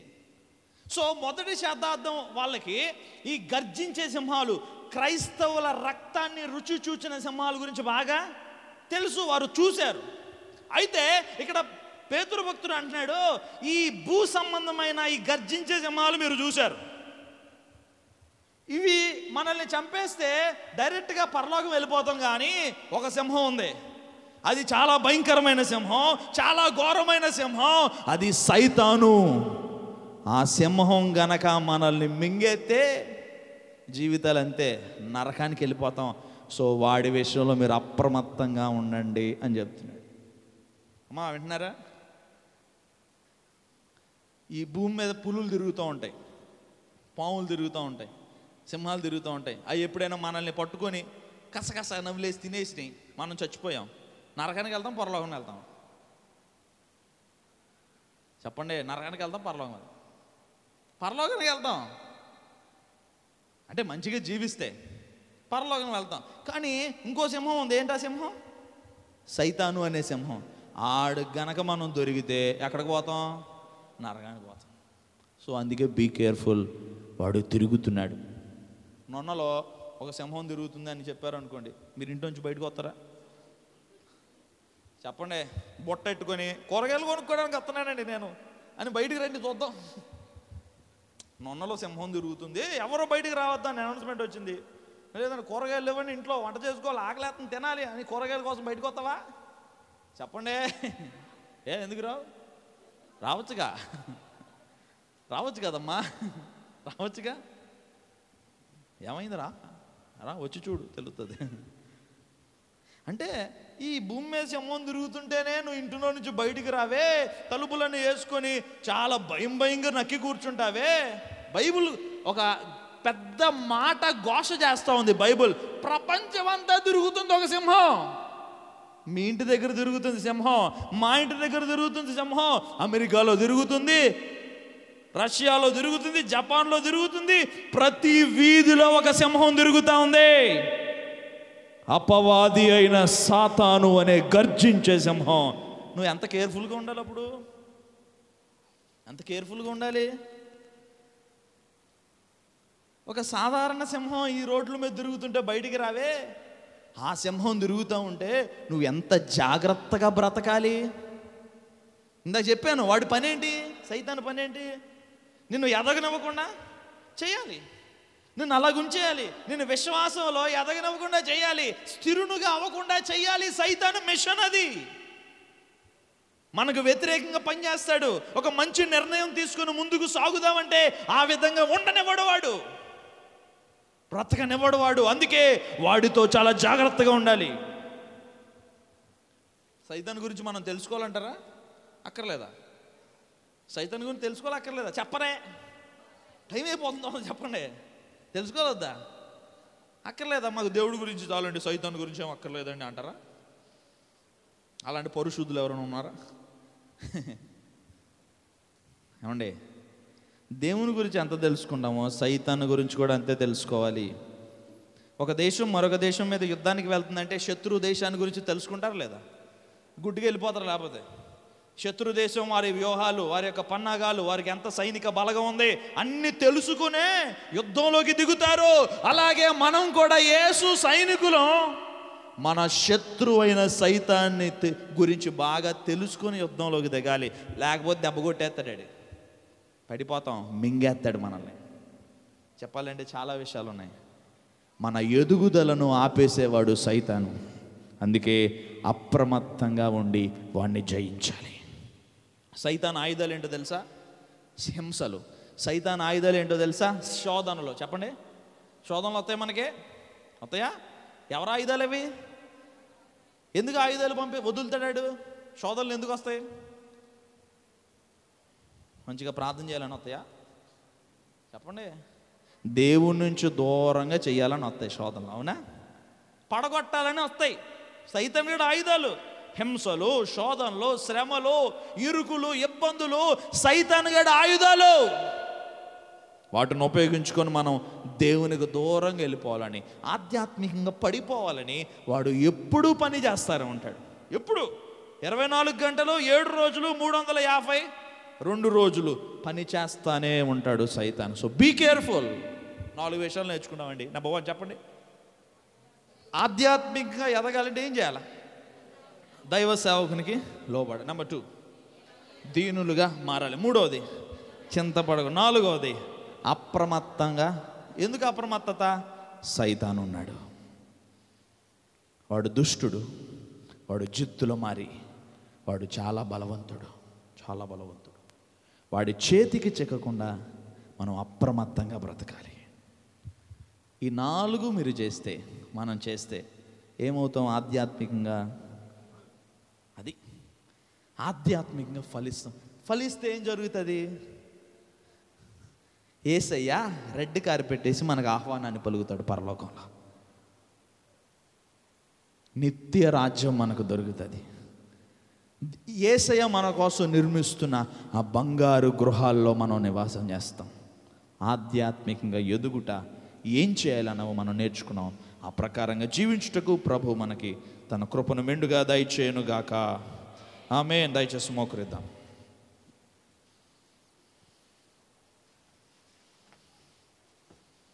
దయచేసి మోకరిద్దాం. Praise the lord. Hallelujah, hallelujah. Thank you Jesus.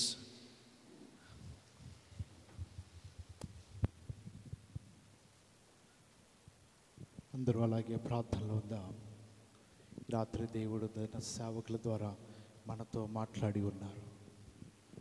చెప్పబడిన 4 మాటలు మనం జ్ఞాపకం తెచ్చుకుంటూ దేవుడి దగ్గర మనము దేవునికి లోబడుతూ దేవునికి సేవకులు లోబడి ఉండాలని ఈ రాత్రి దేవుడు మనతో స్పష్టంగా మాట్లాడి ఉన్నాడు. ఒకవేళ మనలో అవిధేయత ఉన్నదేమో, దేవుని మాటలకు, వాక్యములకు మనం లోబడలేకపోతున్నామేమో, ఒకసారి మనం దేవుని దగ్గర అడుగుదాం. ప్రభువా, నీ మాటకు, నీ వాక్యమునకు మేము లోబడి ఉంటామయ్యా. హెచ్చరించినప్పుడు, బుద్ధి చెప్పినప్పుడు, సరి చేసినప్పుడు ఆ మాటలన్నిటికీ మేము విధేయత చూపించి నీ మాటలు ఆలకిస్తాం ప్రభువా అని మనం దేవుడి దగ్గర అడుగుదాము. రెండవదిగా మనము దీన మనస్సు కలిగి ఉండాలి, దీనత్వం కలిగి ఉండాలి, తగ్గింపు జీవితము కలిగి ఉండాలి. మనం ఎప్పుడైతే తగ్గించుకుని ఉంటామో దేవుని వాక్యం సెలవిస్తుంది, తగిన సమయమందు దేవుడు మనల్ని హెచ్చిస్తూ ఉంటాడు.